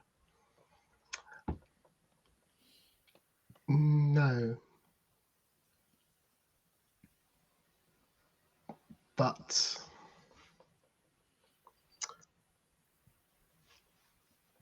your friend, Mr. Kennard, seemed quite concerned about the others. Yeah. Perhaps there's more at stake here. I hate it when they have submachine guns and we don't have submachine guns. It feels very unsporting. Rudy's got cannons.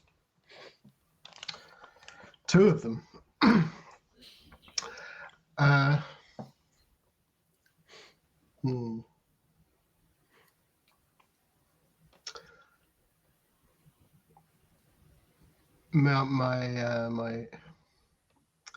My only thought is it's quite a warm day.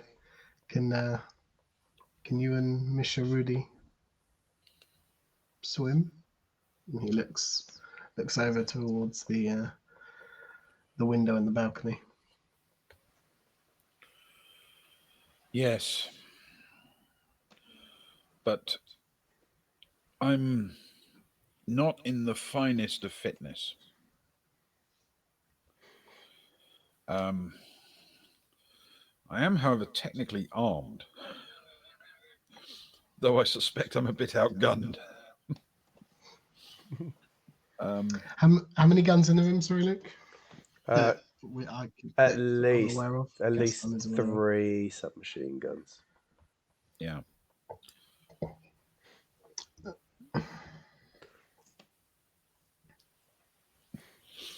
Yes, I do have a pistol in my pocket, but it's not going to be wildly useful if I pull it out and get us all shot.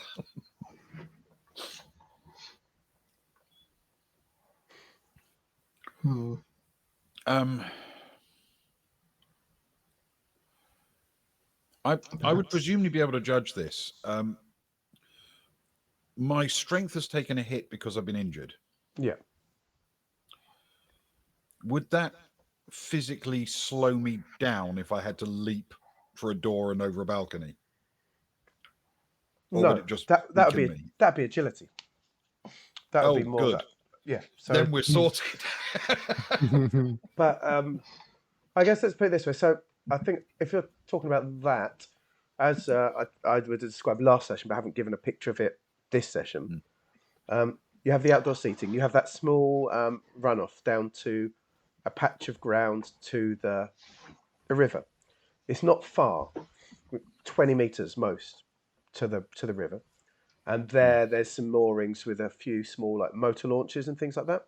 There's bigger steamboats puttering up and down the Danube. It's a vast, mighty river, but there was like a jetty with a couple of motor launches, and there's probably, so if you were trying to be full of agility and sort of make that outside dive, you'd probably be looking at the door's not far away. It would mostly be agility, but you could probably just fall off the over the fence, and it's not high enough that you'd break yourself. So even if you rolled a 1, you wouldn't break your, well, you might break your neck, but I can't say what wouldn't happen. But judging it, you would not be scared of the fall, if that makes sense. So the question basically is if we could get to the door before they reacted and filled us full of bullets, and then if we could get to the other end of a 20-meter long garden before they arrived at the outdoor seating and filled us with bullets. And then if we could steal a boat or jump into the river and swim far enough away to get out of range before they filled us with bullets. Sure. These sound like great ideas.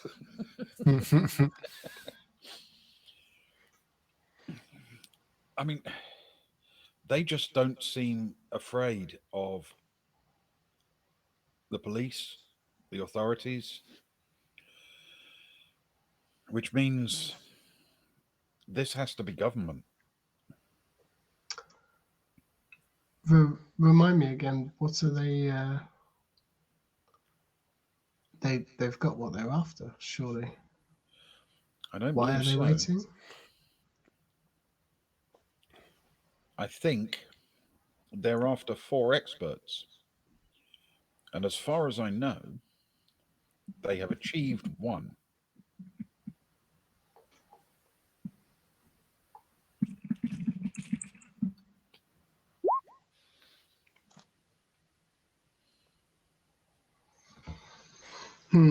As our heroes consider the options, charging at armed men, falling over balconies, another puke in a bathroom perhaps, maybe enjoying a piece of cake, I feel it's time for a quick break and then another short burst. We won't go too late tonight. We'll have a quick break and another short burst to the end for the evening. So please, everyone, do what you need to do in the break. Go to the loo, refill your glasses, have a walk, and we'll see you back here soon for more Tony and Rudi.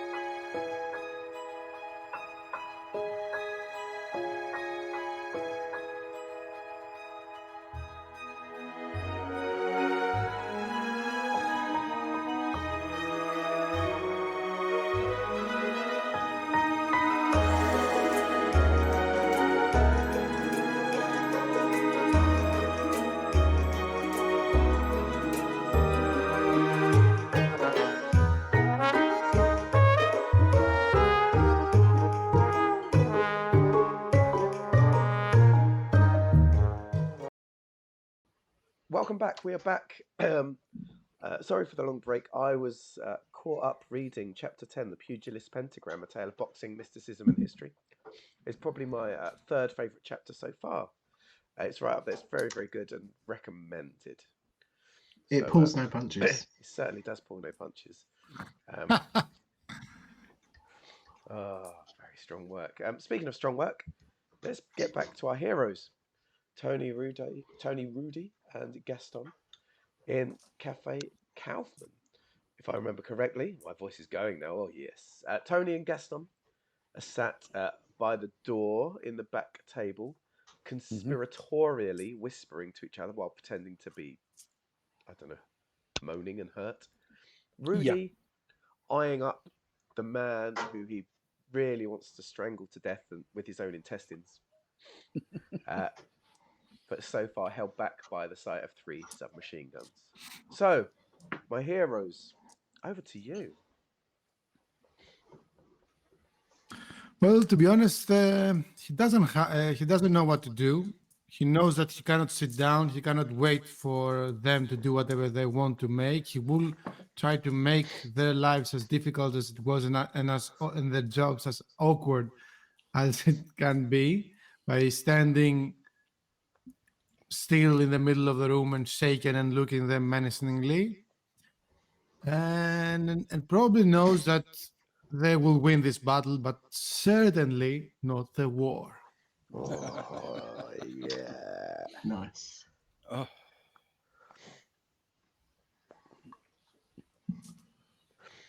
That is strong. That is strong. That is strong. Rudi. Then, if Rudi has no idea apart from to glare menacingly and threateningly at our villains, maybe over to if either one of you wants to do something. I don't think there's anything we can do, not yet anyway. But I'm not wild about waiting until they're finished with whatever they want to be finished with. When the reality is they let off a gunshot in here and nobody cared. In fact, there have been several shots fired and nobody's come, nobody's paid any attention. Oh, kitty sighting. So it's not as if waiting any longer will help us, will it? Unless, of course, they're the completely honest kind of sociopathic murderers who mean exactly what they say, that at the end of the evening they'll just let us go. I trust them. I don't know about you guys.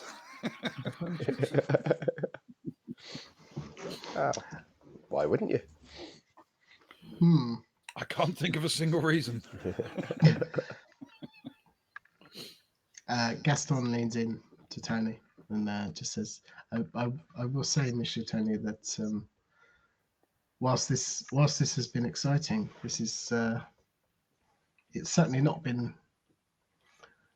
the stories of Tony and Rudi that I'm used to writing about and reading.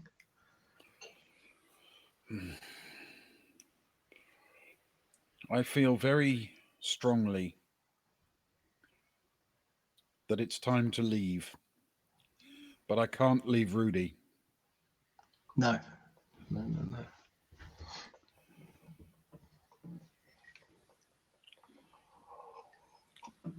And if we go, I think they'll kill him. If for no other reason, then they'll need all of them to follow us. But you know him far better than I do. What would bring him to the table? He seems adamant that he's not. He would not sit down. He might, which I respect greatly. He might take a hint if I give him a clue. So I will raise my voice slightly and turn towards Rudi and say, just turn the bottle around, the vodka bottle around, so we can see the label, and say, Rudi, come and have a drink. Look, it's your favorite.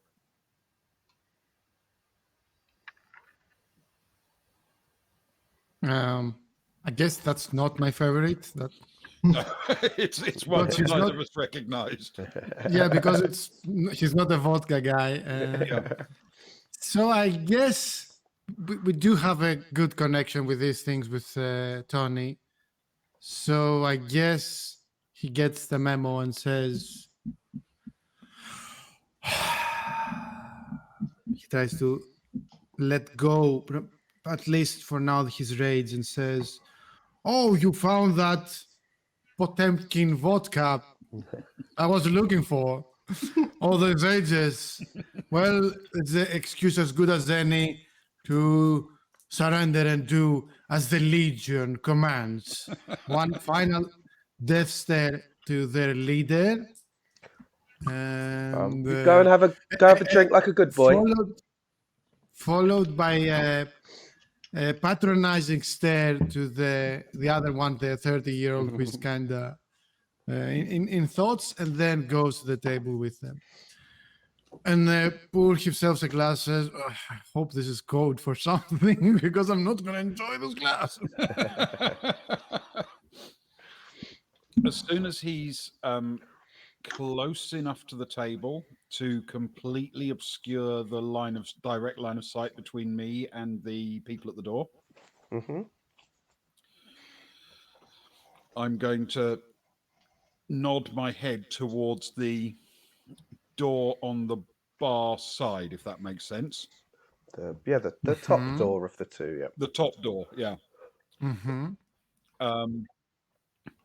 And carefully pull out the pistol and conceal it behind my hand on the tabletop.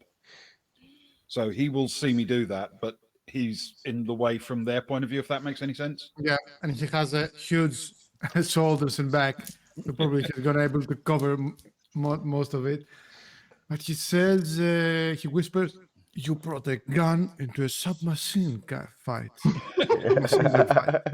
To be fair, they brought the gun. I just picked it up. What's your plan here to run towards the exit and start firing suppressive fire? Yeah. Go, and I'll try and keep them busy for a second or two. And obviously, I'm nodding to Gaston at the same time in the hope that he will also go at the same time. I'm afraid that's not a good plan to be worth me drinking this vodka and pretending to enjoy it. And no, he doesn't look very satisfied with the plan. You will get shot more than you already have. I cannot allow it.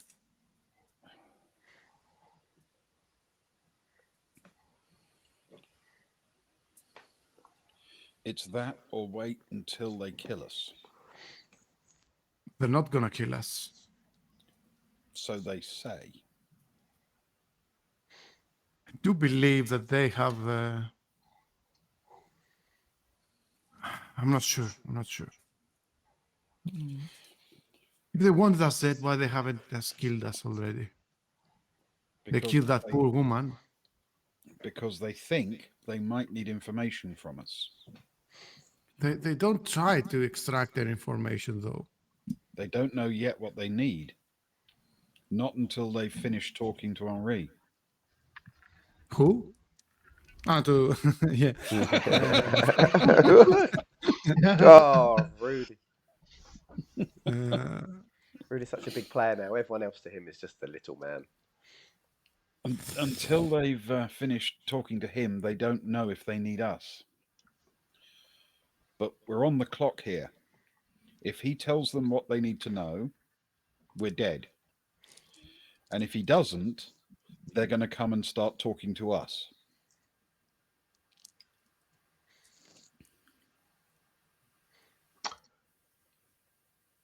Gaston. Gaston leads in. You're injured, Mr. Tony. Yes. And I think it's clear that they know that you two are the the adventurers. Why don't you make a break for it, and I lay down some fire for you? I will put the pistol underneath the table and say, if you're sure. No, but it seems the sensible decision, does it not? I'm sure they'll be more concerned with pursuing you than. I'm afraid that I cannot allow that line either. It's equally bad, I have to say. Maybe a bit better because this time the shooter isn't already shot.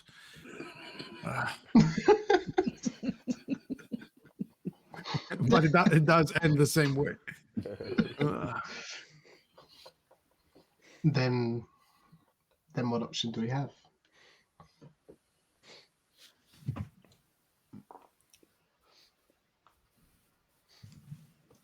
Okay, it is at this time, as you are talking through that, enough time has passed, and the front door jangles open, and you just see a shadow of a face leaning around the corner, and whisper something to the guy who's in charge of the situation. Mm-hmm. The guy nods. And then he. Oh, not us. No, you're not in charge of the situation, that's for sure. Yeah. We are not at all in charge of this situation. He nods, and then he nods to his two other guys who immediately walk to the bar, grab alcohol, and start pouring alcohol along the bar, along the floor, over the tables near the bar, and so on, like dousing the place in alcohol. Oh, too much of a celebration there, man. What seems to be going on there? Well, good news These for people you. have a serious drinking problem. We are done here. They don't know how to do it. We're done here. All that is left for us to do is to leave you a leaving present. Nothing personal. I hope you understand.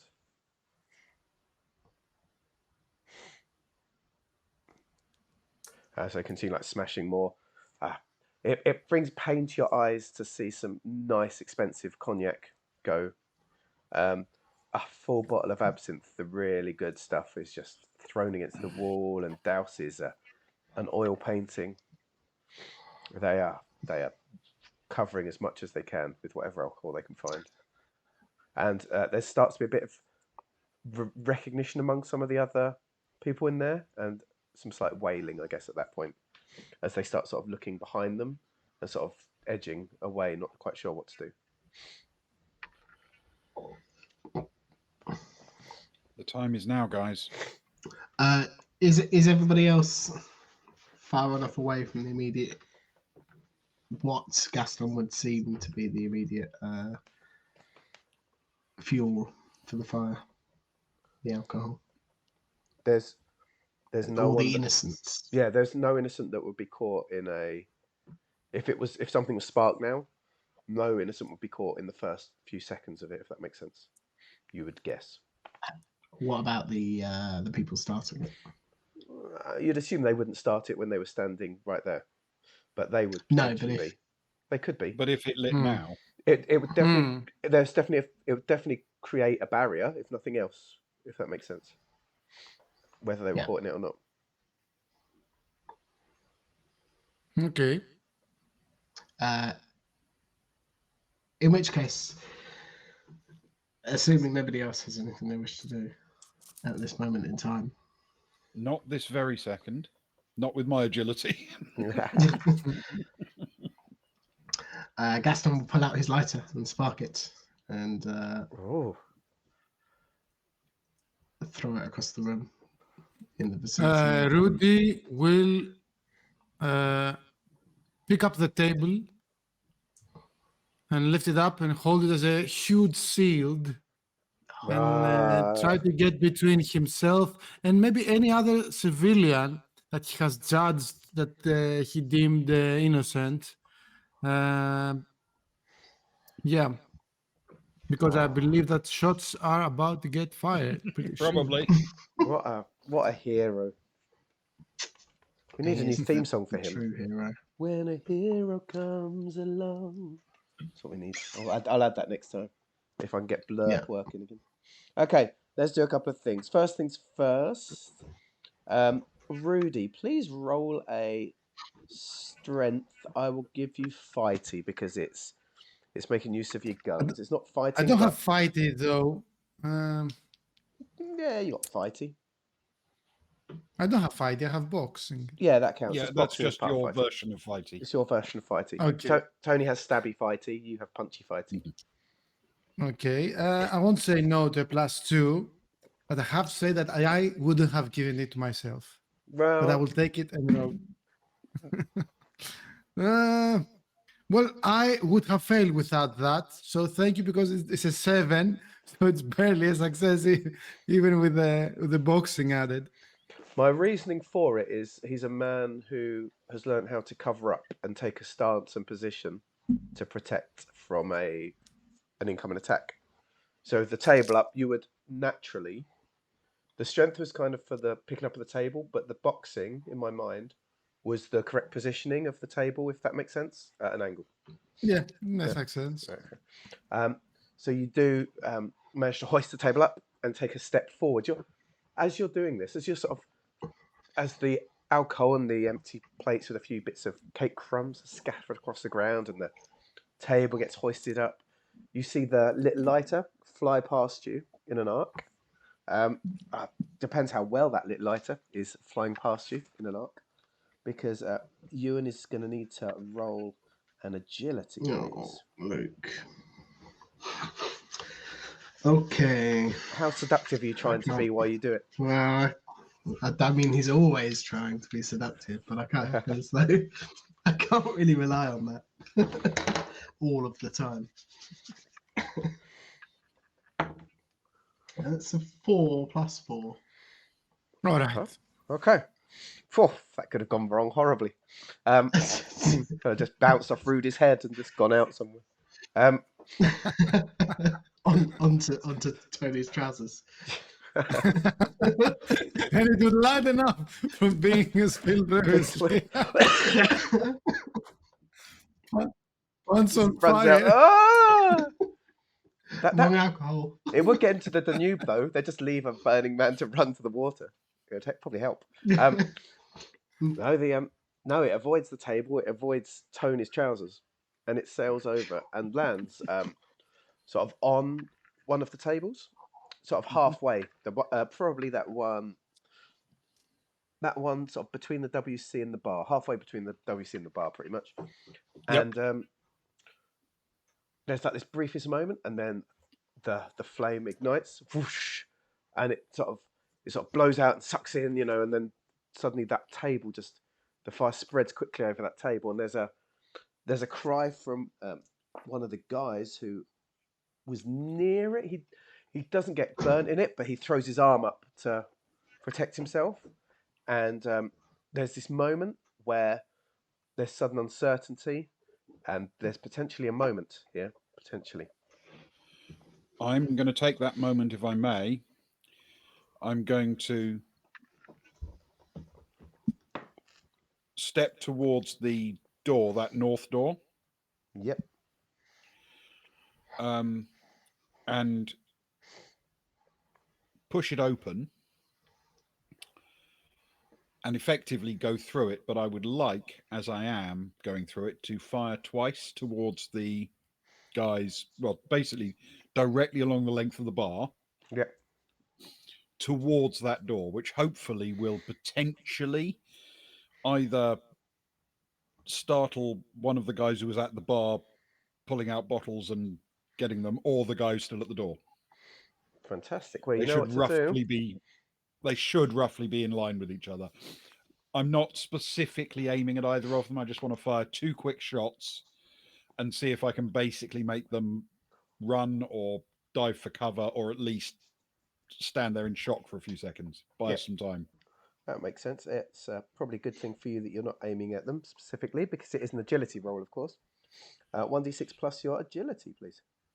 Okie dokie. And it's a mid-range, isn't it? Okay. Probably. Any Yes, any it's chance of a daring do on this? It feels quite daring. Diving out the Very door while daring. firing a gun. Then Are you holding it amazingly, that's a sideways? +3, so there's always a chance. It's a first for everything. Okay. It's not great. That's a 7 total. A 7 total at that range is good. okay. It's okay, actually. It seems like, although you're sort of firing half blindly, one, you fire off a few. Are you firing off a few, I'm guessing? Pew, pew, pew. I'm going to fire twice. Yep. I want to make sure I've got a couple of shots, more than a couple if necessary, for when we get to a boat. If I Yes. need to stop them from pouring fire at us from the from the garden. Makes perfect sense. So make a note that you've fired off another 2. The first one thuds into the bar. It splinters dramatically, but the splinters of wood spray around, and the leader guy dives behind the bar, and he loses eye line sight with any of you. The second shot wings the younger guy. It thuds into his shoulder, Okay. spins him around. He lets out a howl of pain, and sort of his thoughts of firing back disperse for a minute, and he sort of clutches at his bleeding shoulder with his hand. Mm-hmm. And you, again, that's caught up in that moment. You've bought yourself time if you need it. With that good roll, definitely. Okay. Then I'm literally going to get out through that north door, yelling behind me, "This way!" Everyone who isn't a member of this bloody legion, follow us now. So Rudi will wait for everyone to pass, giving them cover with his wooden large shield. A very large shield. What a guy! And they do. You see,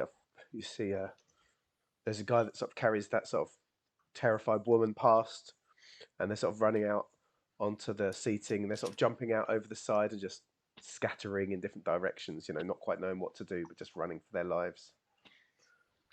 And as far as you can tell at this point, Rudi, now, as Gaston, I guess, runs past it the same way. Was that your plan, Gaston, to escape as well? Yes, that is very much the plan. He may attempt to pick up a table to use as a shield, as Mr.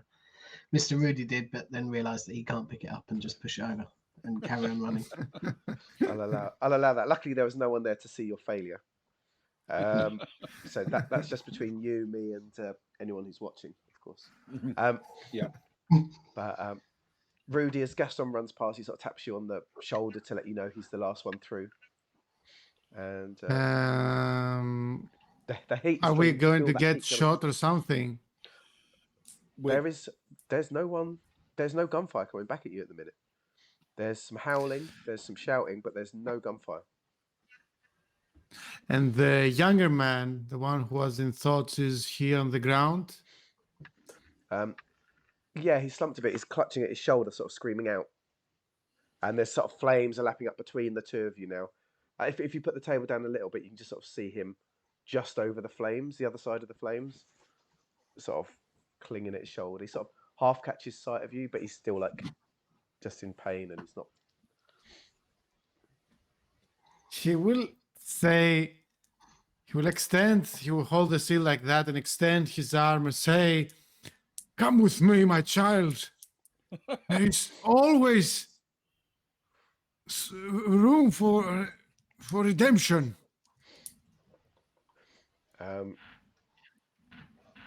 Roll a charisma, please. But it's going to be hard. Yeah, it's an 8. It's harder than that. The young lad looks up at you with sort of the pain, with steely eyes. Sort of replace them. He just shakes his head. But it accumulates because the second time already that I put him to thoughts. Oh, you're trying to. It's something. You're working on. In 20 years' time, that lad's going to look back at this is the turning point that changed his life. And then he will throw the table at the bar to cause a little more mayhem and then run away, leaving behind his books, but also to burn. His books will be burning because he left them by the bar, but also Rudi. giving one last glance at the dead woman on the floor, and she will be avenged. Absolutely. And the three of you make it out onto the balcony, and you know it is literally, it's a couple of feet to the other side. Like everyone else has jumped over it anyway, and you can see they're running off randomly onto the scrubland. But as you say, Tony, with your keeping your pistol ammo, there is the jetty there, and there's 3 motor launches. It seems quite quiet there. You can't spot anyone there at the moment. Okay, I will. What I will do then is, knowing that I'm going to be followed by my friends, I will stop where the motor launches are on the jetty, and wait there for them, with my pistol pointing back towards the cafe, and call out, "Get one going. I'll see if I can keep them off us."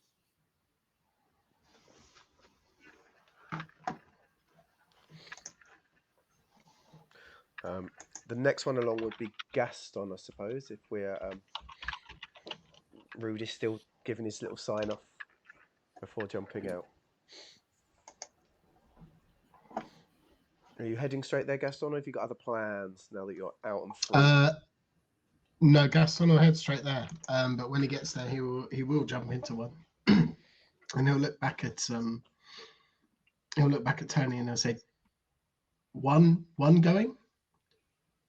There's 3 of them, and there's 3 of us." As he gets one started.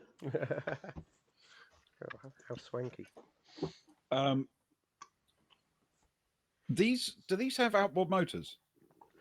They do. They're not exactly what you would call rapid. They're very much, the wooden panelled early model, much more for cruising than escaping. But they would do you up and down the Danube beautifully. There's as soon as Gaston has the first one ticking over, I'm going to shoot the outboard motors on the other 2. Oh, I'm not going to make you roll that because even you couldn't miss that. Well, I say that. and I'm going to look at him and say, "No, there aren't."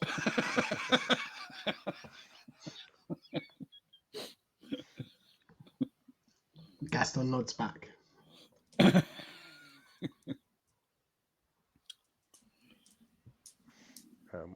As you look back, you see Rudi thundering towards you, I guess. If that's indeed what you're doing, Rudi. Yes, very sad. Sad that he couldn't save this woman. Sad that he couldn't turn this young man into the path of righteousness, and sad for his books being burned. He will be joining. In that order? Of course, he has many other copies, of course, obviously, but still, it's so much knowledge to cinders. It's very sad. It is. And as soon as we're all here, Tony will leap into the back of the little launch and keep the pistol trained on the cafe in case anyone's pursuing us. As you rightly point out, this isn't going to be a very fast getaway, so I'm a little bit worried that they'll come after us. Cool. Let me roll. As the 3 of you as Rudi makes it there to the motor launch, and you've started it up. It starts to move. No one has yet appeared at the back door. You see that there's glowing inside. You can tell from that distance that it is on fire. Okay. As we move away, I will just give a friendly pat on Gaston's shoulder and say, "Good job." And I will turn to Rudi and say, "I'm really sorry."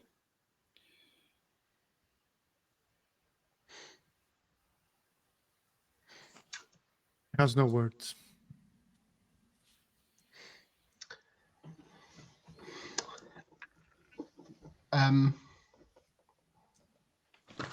I suppose as we're going, Gaston, you should both know that Mr. Cagnard left something that I picked up. And he reaches into an inside pocket in his jacket and he pulls out the piece of the, assuming we're not being currently shot at or followed, the piece of the compass. The sextant compass of Khonsu. You sly devil! Why didn't you say so before that you have it? Well, we were under some scrutiny at the time, but I feel as though you two are better at should we say, keeping things well hidden than. Well, than that I is am. the exact thing that they were after. So, does it mean that they have interrogated Henry to death already? Or is it the very reason that he's still alive? But how did he leave it to you? How did it escape my eyes over the eagle? He the package when he was taken, he cast aside a package into the cafe. I fell, do you remember, by the entrance? It was then that I picked it up.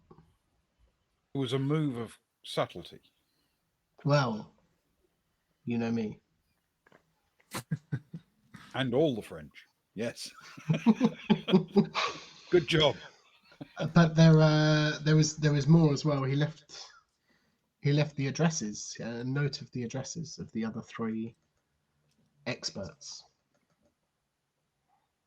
They must be the next targets of this legion. Yes, he left a note. I apologize, I destroyed it. Mostly to keep secret the addresses as best I could, but he expressed his concern of being followed, and his, of course, his deepest respect and admiration for the two of you.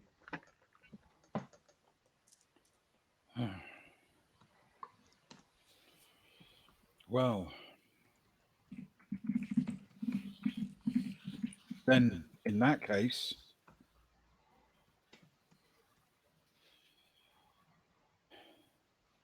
you clearly don't know our past history of holding on to fabulous relics. Well, I hear there's at least one which is may have changed hands a few times,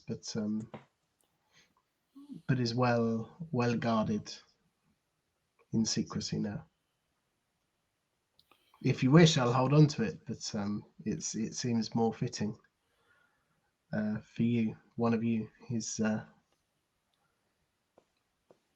intended recipients of the note, to hold on to it. And he'll offer it forwards to either. I don't know this city that well, but we need to find these places, don't we? I'm not going to take the object, though I will look at it while it's in his hand, and see if I can spot anything about it that's interesting beyond its trinketry. Roll an education for me, please, with history. Make the use of your history skill. That is a 10. Okay. Now that you've got it in your hand, although it's kind of a piece in its own right, you see that now you can hold it, you can look at it, you can have it in person, and really spend time running it over. It does feel like it's a part of something bigger. Right. But each of the ways it connects, it's not like it's got 4 holes that are the same size. It's almost like it connects to things of different craftsmanship, I guess. Yep. Okay.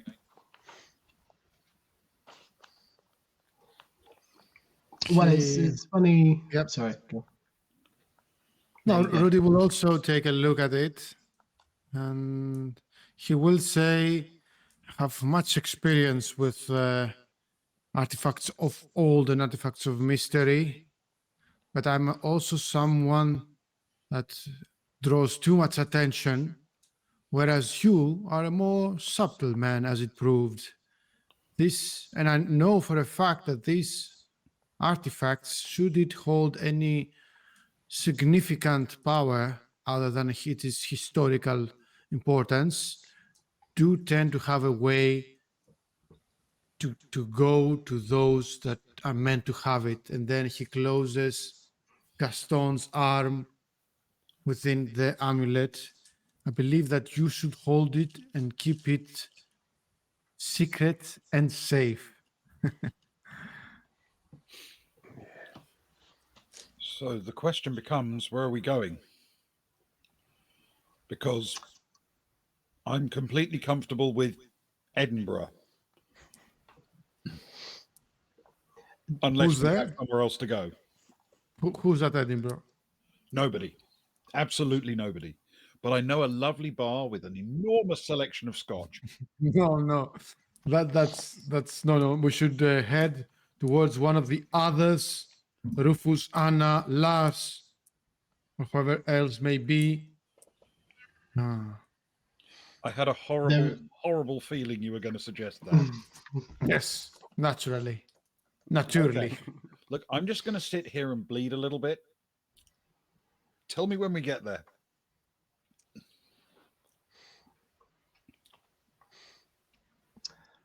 And Gaston, I suppose after that, Gaston won't say anything else. He'll set course for Ealing Fisher. Who's Fisher? It's the It is one of the 3 addresses, and he'll share the other 2 with them just in case. Okay. Anything should happen to Gaston. But I know for a fact that this one is. Did you say 20-minute walk, Luke? Yeah, it's a 5-minute boat. You're probably more than. I haven't had your chat. You're almost there. Probably you're only like a minute away. Probably, and in fact, this is the one and you recognise one of the one of the buildings that you walked past on your travels yesterday. Yeah. But I know for a fact that this one is, and he just points at the building. I'm assuming it's within sight. Then this Just about and there is where we go. Okay. Good. I will carefully tuck my pistol away, since nobody seems to be shooting at us or following us at the moment, because it would be nice to blend in a little better when I get there, as easily as I can in my blood-soaked tan trousers. Yeah, it's a hard sell, unfortunately. Yeah. Oh. The boat continues to putter up, and Gaston, you expertly maneuver it up against the bank, right at the end of the small road where you know that this house is, somewhere along this small road.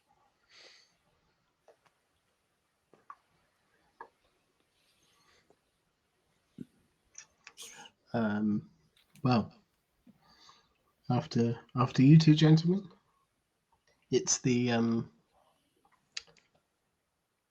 I believe it was the Russian specialist, the Roman Russian specialist, Russian A Roman. Roman should know about a legion, one or two things about the legion. It's a good call. She's probably a good start. Yes. Okay. I will hop ashore with enormous agility,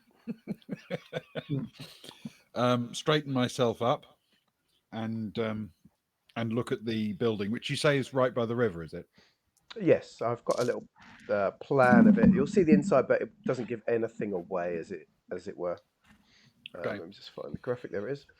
Yes. So basically, you've got a road, and then there's a little side road off it, and from the back, from the water where you are, you just see a fire escape coming down. It's a house that has 3 or 4 floors, and the address on it suggests it's on the first floor, as we'd say in the UK, the second floor for elsewhere. There's some external steps to the entrance, as you can see from the main road, or a fire escape up at the back of the building. Okay. Then I will stand there and wait for the others to join me, and just have a quick scan around, see if I can spot any dodgy-looking guys who look like Herr Flick. Roll an education, please. I'll give you I'll make it an easy check because you know what you're looking for if they're looking like that. That is a total of 7. There's no one of that sort of darker, shady character around. Okay. In fact, it's very quiet on this road. Then I will wait for the others to join me. Yeah, Gaston will jump out and secure the boat in case we need a not so quick getaway. Well remembered. I'll make a note of that. Rudi follows.